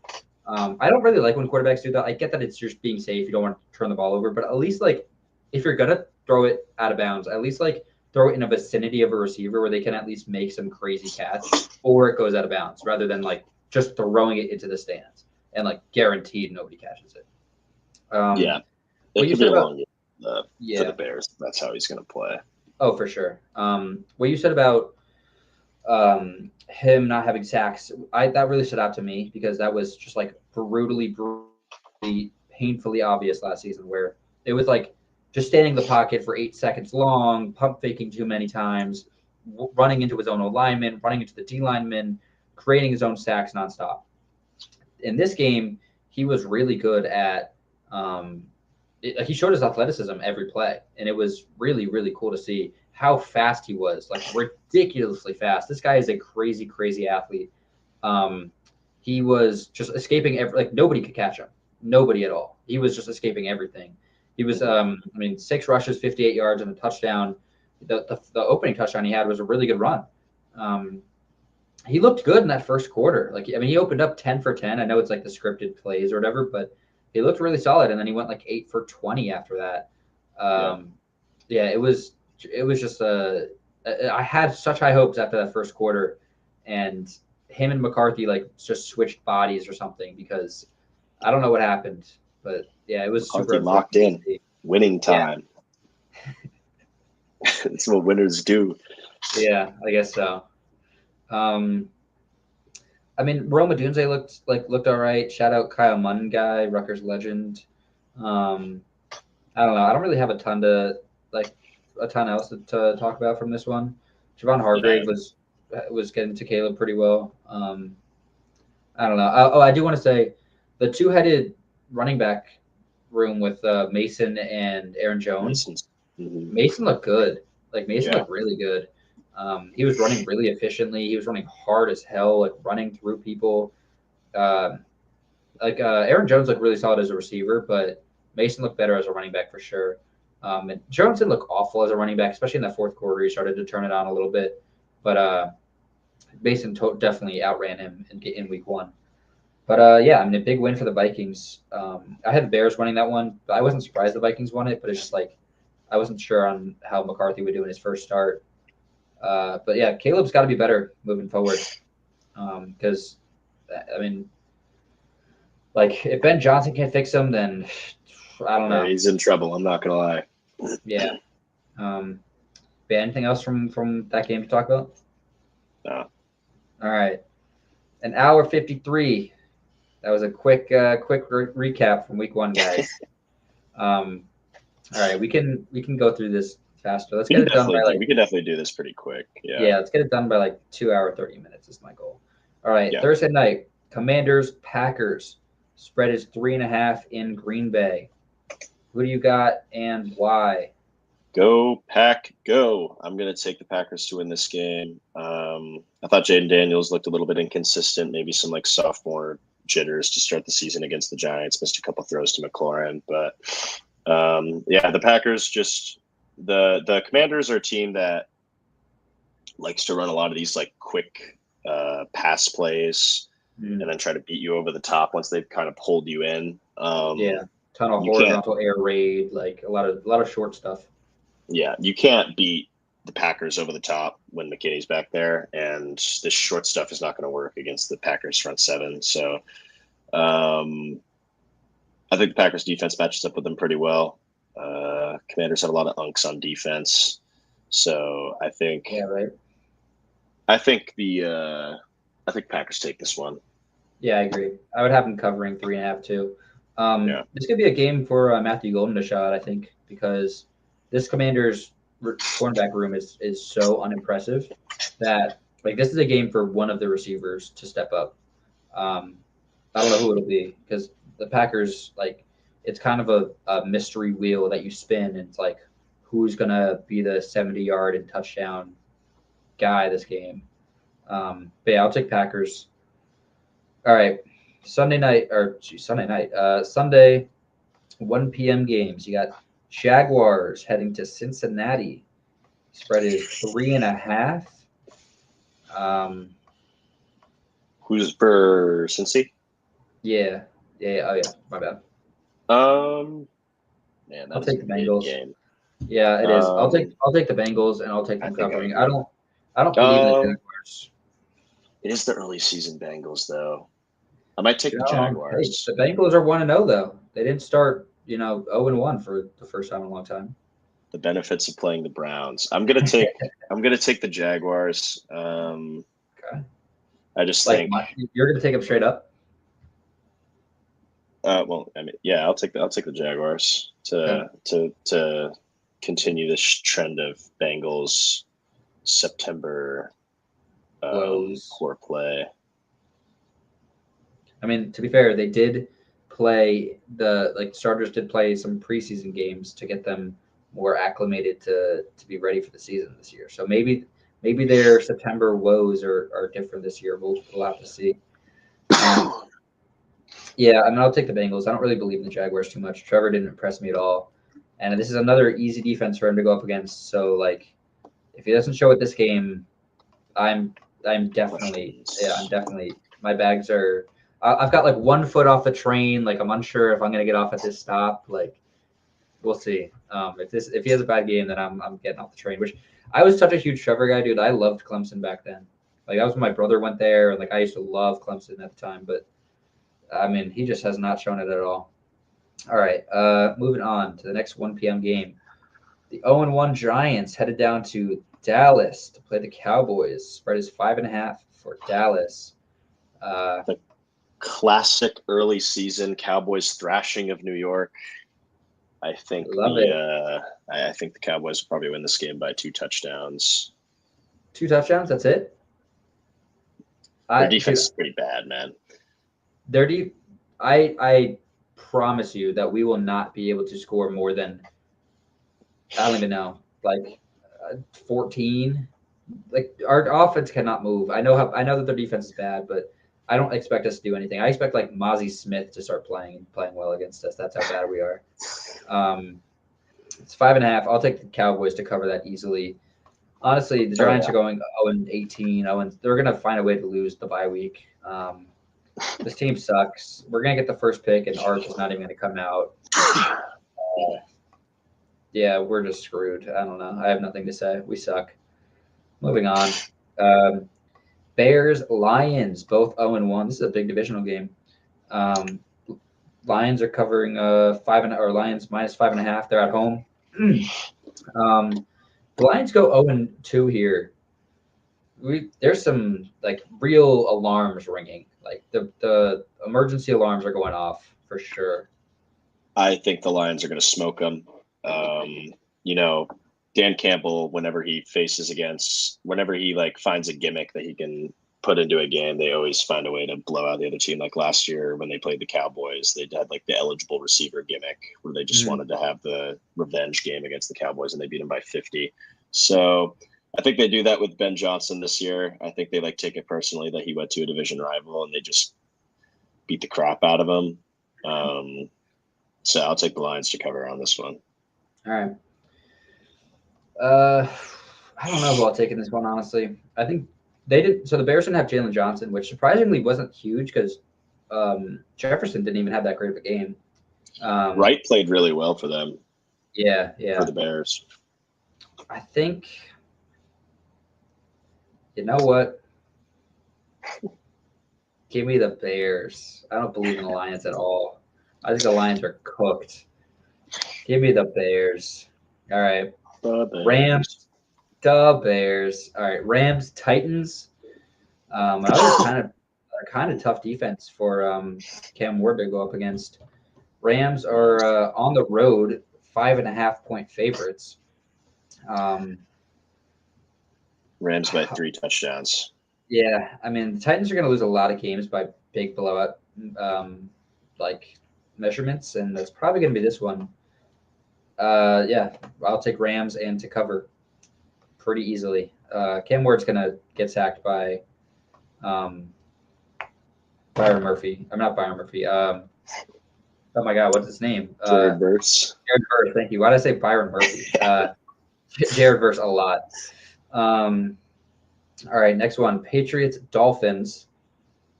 Dolphins are at home, favored by 1.5. The Dolphins are favored? Yep. Well, all right, here's the rule for being at home. You get a 3-point favorite. So they're kind of underdogs by 1.5 here. Which is basically Give me the Patriots. Give me the Patriots, definitely. I think the Dolphins are like maybe the worst team in the league this year. So Dolphins, Titans, who would you have winning? Titans. Mm. I think the Dolphins are bad. Like Dolphins, Giants. You're taking the Giants. Oh yeah, easily. Okay.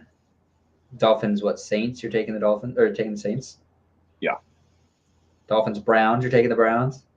Mm-hmm. Oh wow! All right, fair enough. Yeah, I think this is like, especially depending on if Christian Gonzalez plays. I know he was out with week 1. If he is not out there and Tua still has an awful game, like, I mean, might as well just put out. Time. Yeah, might as well put out Zach Wilson, which you can't even do because, dude, Tua. Somebody posted his cap hit. Like it was he had. You know, it's a bad game when you're getting your cap hit posted after week 1. Somebody said he had like a 78 million cap hit. Like the Dolphins are so unbelievably screwed. They're gonna fire McDaniel obviously this season and clear house, and like they can't move off Tua. I guess they could do what the Broncos did and buy him out like they did with Russ, but I don't know. This is a different situation because Tua is like 10 years younger too. Yeah, it's a weird situation. The Dolphins are an underratedly cursed franchise. They have the second longest drought for a playoff win in the league. I think they haven't won a playoff game in 21 years. I think only the Raiders have a longer streak. So is that playoff win? Yeah. Playoff win. Yeah. Yeah, and they don't even when they do make it, they just get like smacked. Yeah. Yeah. All right. So I'll take the Patriots as well. I'm surprised that their Dolphins are favored. That's kind of crazy. That feels like free money, honestly. All right, Niners, Saints. Niners are going down to New Orleans. Niners are favored 4.5. Yeah, I'll take the Niners. They are like insanely hurt. I just think the Saints are too trash for it to really matter. Honestly, even if Purdy isn't playing in this game, I'll take the Niners. I don't believe in this. I mean, to be fair, the Saints did not look that bad against the Cardinals. The Cardinals aren't the greatest defense or anything, but like they aren't the worst either. So for them, like I really thought the Cardinals were going to just like smack the hell out of them. And so for them to put like 13 points on the board or whatever kind of impressed me a little bit, but I'll still take the Niners to win and cover. All right. Bills versus the Jets. Classic AFC East matchup. Buffalo Bills by 50. Yeah, Buffalo's in New York, favored by 6.5. I'll take them to win and cover. Bills, like, it's going to be them or the Ravens as the 1 seed this year, and whoever is going to be like 15 wins. Like, it's going to. The Bills might win like 16 games. Like, their schedule is pretty easy. So, they always beat the Chiefs in the regular season. So, and especially it's like the toughest game. If the Patriots aren't that good this year, like they have 6 free wins in this division. Like Yeah. I know they split games a lot of times, but like the Dolphins are so bad. The Jets, I mean, they scored a lot, but like I don't buy into the Steelers a ton. Like I don't know if the Jets are going to be able to keep it up that offensive level throughout the season. I mean, I don't expect them to score 30 every week, obviously, but like I don't know if they're going to be like Fields will be that consistently good. Um, so yeah, I mean, I'll take the Bills to win and cover for sure. All right, Seahawks Steelers in Pittsburgh. Pittsburgh favored 2.5. Yeah, give me the Steelers. I think The their DK defense Metcalf is. revenge game. I think their defense is going to find a lot of success against us in this game. I think their D line matches up really well with their O line. I think their secondary matches up really well with our receivers. It'll probably be Ramsey on JSN for most of the game, so that'll be a fun matchup to watch. But I think our defense matches up with them well too. I think this could be like a low-scoring game, honestly, and it probably will be. But I think the Steelers will definitely win this game.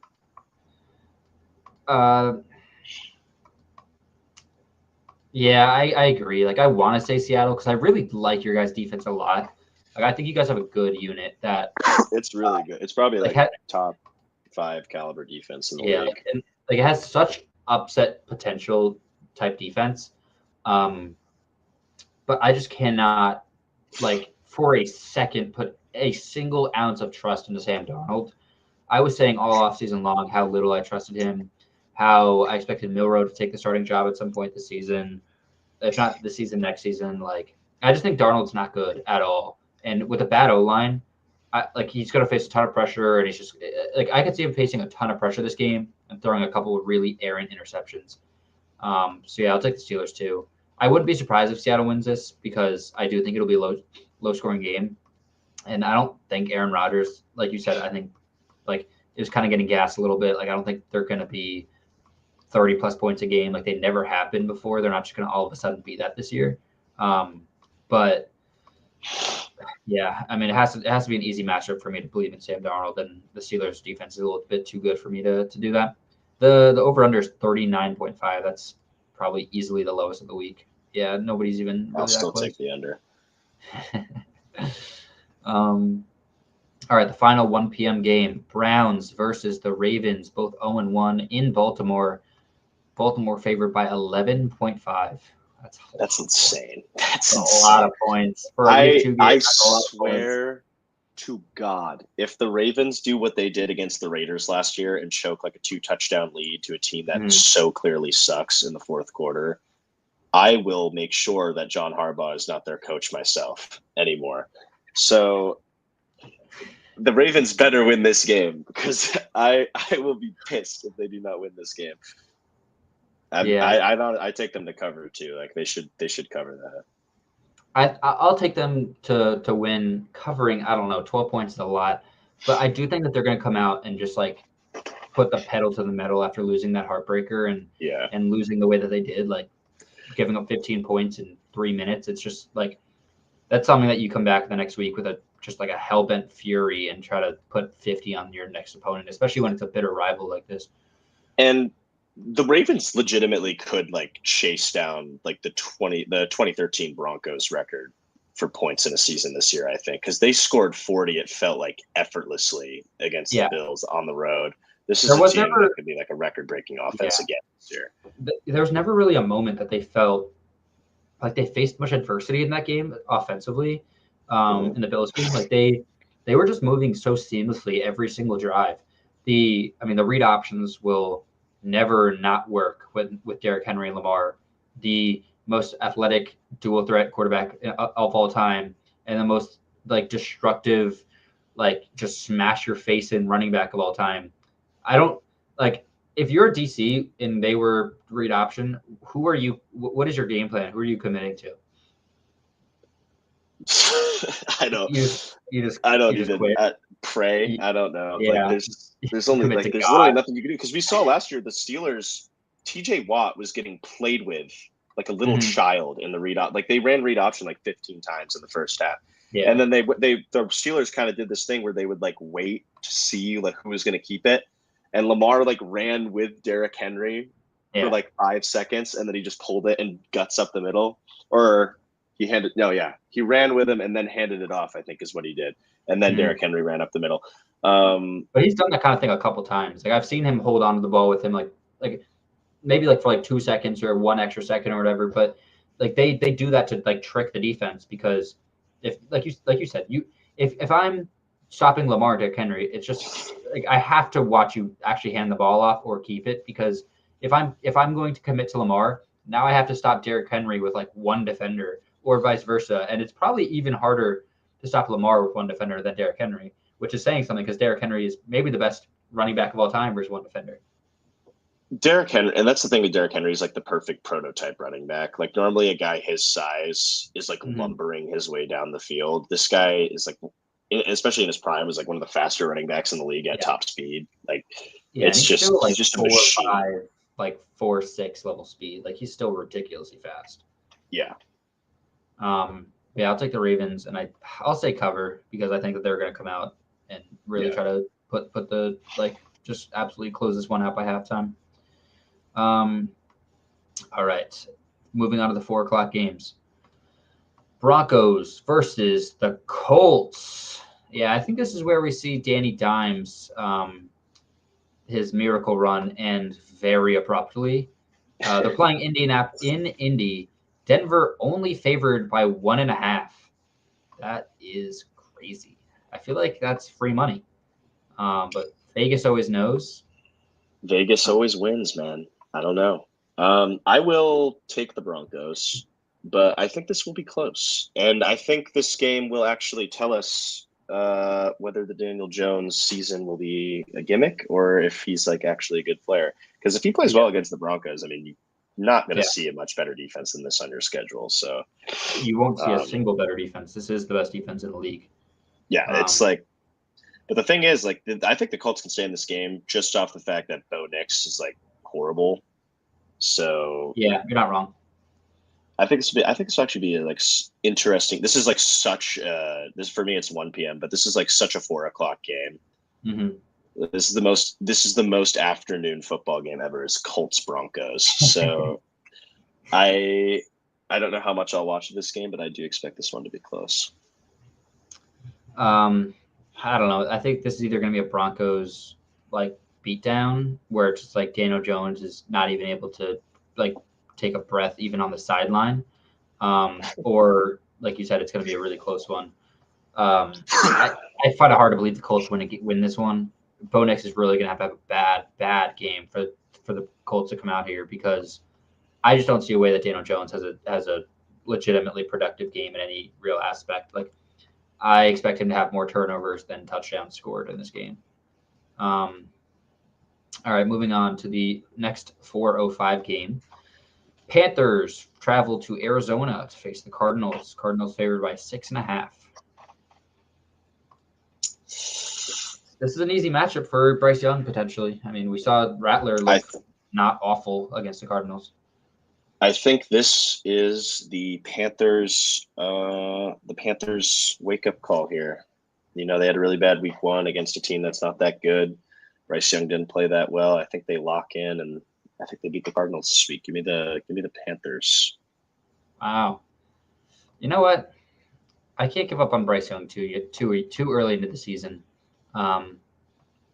See, I don't know if they win, but I think they do cover. Oh, wow. Arizona's favored by 6.5? Yeah, 6.5 is a ton.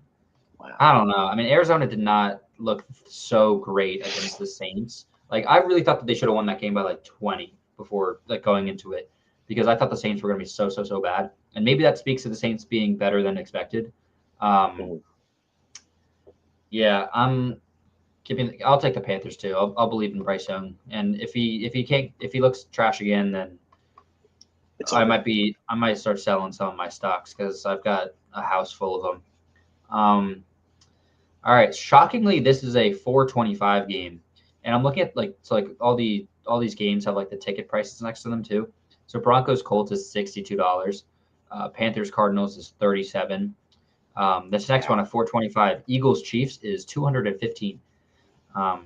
Super Bowl rematch, which is weird to have in week 2. It feels like a very random time. In week 2 and at 4:25 and not night game. It's so dumb.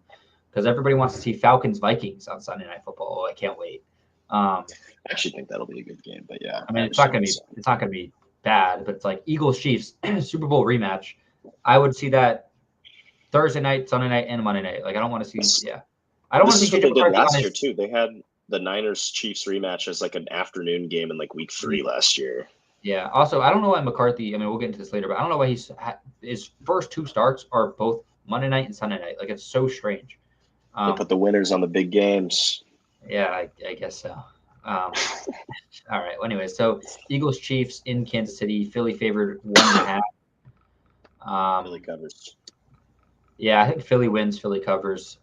Chiefs dropping 0-2 is kind of surprising. I don't know. The Chargers are a good team though, and so are the Eagles. So it's not like it's an easy start out for them. Oh, they have like the second hardest schedule in the league this year. They always have, ever since they started winning Super Bowls, they've had one of the hardest schedules in the league every single year. So yeah, I'll take the Eagles though. I think that I don't know, their O line is good enough to stop this Chiefs D line, and which we saw Chris Jones we didn't even mention earlier. Joe Alt is a demon, dude. We'll talk about that when we get to Monday night. He is fantastic. Eagles Chiefs, I'll take the Eagles. Yeah, I think their offense is just gonna be too good for the Chiefs defense. They're gonna be able to outscore the Chiefs offense, and their defense. I mean, we'll see if Worthy plays because I think that'll change a lot. But I don't believe in the Eagles secondary enough to feel like they easily win this game. Like I think it'll be close. But if Worthy doesn't play, like it's so hard to imagine the Chiefs come out with a win here. Yeah, I think the Eagles got this one. I think we kind of saw that they're perfectly equipped to face the Chiefs at this point in the Super Bowl last year. And both teams I think have gotten, based on the rosters they're bringing into this game, I think they're both a little worse than they were when they played last year. But I definitely have the Eagles in this one. Yep. All right. Falcons Vikings is the Sunday Night Football game in Minnesota. Minnesota favored by 4.5. Give me the Vikings. I think Brian Flores is going to have something for not the basically rookie Michael Penix. He's not actually a rookie, but he's still basically a rookie. I think Brian Flores will have something schemed up for him. And I know quarterbacks who can't move that well usually struggle against Flores. So I think it'll be a good game, but I think the Vikings will come out on top because the Falcons have a pretty weak defense. Yeah. So I don't know if Drake London's going to play. They're saying it's a shoulder sprain day to day, so I'm assuming he'll play. If he doesn't play, I'm definitely Vikings. But I kind of want to take the Falcons here, but JJ McCarthy's second half really did move me a bit. I don't know. I feel like the Falcons could win this game. I'll take the Vikings though. I think I don't know. I don't think that I think the Vikings defense is too good for this Falcons offense. And I think that they could limit Bijan a bit, and especially if London doesn't play. I mean, geez, you're looking at no Mooney, no London, Ray McLeod and Kyle Pitts are your go-to. That's a good duo. All right, moving on. Monday night, Bucks Texans. We got a doubleheader on Monday night. Bucks Texans is the first game at 7 p.m. in Houston. Houston's favored by 2.5. I think this will be the Texans bounce back game. I just think without Tristan Wirfs, Baker Mayfield is going to be running for his life from Will Anderson and Danielle Hunter. True, I didn't even think about that. Yeah. And the Texans defense is just so good, and they're so well coached that I think they can nullify the Buccaneers' biggest strength.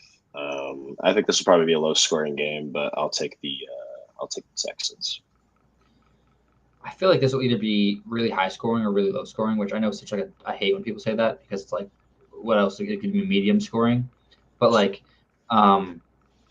I think like both these teams are able to, I mean, to like just go off for offensive explosions, like especially the Bucks. But like you said, the Texans defense is so good that like having like Igbokwe essentially be your receiver one, going into a second game against Stingley. I think Stingley didn't. I think he got hurt or something. He didn't play in week 1, right? No, I think he stayed in that game, but he did get banged up. He had like a hip thing. Yeah. But so assuming he plays, I don't know if he'll be on Mike Evans or Igbokwe, but probably Mike Evans, I guess. But yeah, I don't know. I'll take the Bucks, but I'll take the Texans. I agree with you. I agree with you on the offensive line thing with like Will Anderson and Daniil Hunter are going to be hunting him down. No pun intended. Like it's Baker's going to. Kind of saw it in that Falcons game, and the Falcons don't even really have that good of a don't even have that good of a D line. Like he was getting pressured a decent bit. That's tough though. I could see Baker still finding out like pulling out a W because he just kind of has it in him. Like he always finds a way to do that kind of stuff. I hope this is a good offensive game because that'll mean Stroud is showing it again, which would be nice. I'll take the Texans though. And then the last game, 10 p.m. Chargers Raiders. This is a real exciting matchup. Bucks Texans tickets as low as $47. Chargers Raiders as high as $251. As low as $251. I don't know who's going to that game for $250, but sure, maybe the fake Chargers fan is. All right, so both teams are 1-0. Chargers are favored on the road by 3.5. I'll take the Chargers here. This is going to be a high-scoring game. I think Joe Alt versus Max Crosby is the key here. And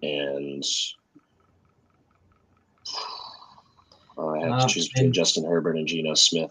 Honestly, Bowers might have such a good game here because the Chargers secondary is so awful. Their linebackers are really bad too. Their linebackers are trash. Their corners are just so terrible. This could be a huge Jacoby Myers game. This could be a big Brock Bowers. This is going to be a big Brock Bowers game. He's going to have a ridiculous game. I'm going to bet on Pete Carroll and Geno. Give me the Raiders. All right, I'm taking the Chargers, but I wouldn't be surprised at all if the Raiders win this one. Now that I'm thinking about it more, the Chargers just impressed me more in week 1. That's why I'm taking them. Raiders starting out 2-0 and being 2 games ahead of the Chiefs would be hilarious. That's what we need. That's what the people need. Yeah, that's a fun game though. Oh, and we get to see 10 p.m. game on the East Coast though. That's crazy. Yeah, on a Monday. That's brutal. I mean, luckily I have a late Tuesday class, but it's still annoying. And then, dude, I'm looking ahead. Next Thursday, guess what? Dolphins Bills. Let's go. That's a woo! I get to see the best team in the league versus like maybe the worst team in the league. Let's go. The spread's gonna be like 17.5. Oh my goodness. Let's see. It's at 8.5 right now. I might put money on that right now. You could bet on it already? It's just on Real app, so it's probably not actually on DraftKings yet. Yeah, and then the Giants play Chiefs on Sunday night. Let's go. Lions, Ravens Monday. Wow, we got a whole bunch of great games ahead of us in week 3. But that's until next week. You guys have to tune back in for our recap and preview of week 2 and 3. I'm good for these Tuesday night shows. So like if you are, then I'll be here. You know, we'll be here every Tuesday recapping and previewing. Do you have anything else to say? Week 1, moving on to week 2. Anything? No. Early Super Bowl team, MVP. I don't know. It's going to be the Bills or the Ravens. I think it's really just going to come. I think it might just come down to whoever gets home field advantage, and whoever has the ball last. It's going to come down to who literally who gets more lucky, because the Bills just had more luck. They had 2 dropped interceptions. They had the greatest running back ever fumbling the ball. They had a tip drill Keon Coleman touchdown. And that's not to say, it's not to take away from anything the Bills did. They still played amazing. Allen was amazing, and Oliver was amazing. But you do need a little bit of luck to win a game between 2 powerhouses like that. And in that game, the Bills did have it. So, yep. Nothing in your UFC. We have Noche this weekend, but that card is absolute garbage. I'll take he will not be there. Actually, give me Diego Lopez because that's my guy. Yeah, it's a garbage card. You only have to watch the last fight. That one's gonna be really fun though. College football has been pretty cool so far. South Carolina has been awesome. So shout out the Gamecocks. I don't know. I don't really watch college football that much though. College football? Yeah. Oregon Ducks are going all the way. This is the year. This is the year. South Carolina Gamecocks absolutely so low, I'm afraid. Everybody tune into the Seattle Mariners. We're about to be half a game behind the Astros. Nobody's tuning into that shit. Dude, South Carolina, our schedule this year, we got all home games. We got Bama, Clemson, Oklahoma, Kentucky, LSU on the road. All wins. All wins. We're talking about Heisman at quarterback right now. This is #1 pick next year. Future Giant. Oh my God, he's going to be wearing a Dolphins jersey next year, isn't he? Oh, it's going to be disgusting. That's nasty. Yeah. All right. Well, that's going to be all. Until next week. Make sure to like, comment, and subscribe. All right. See you around.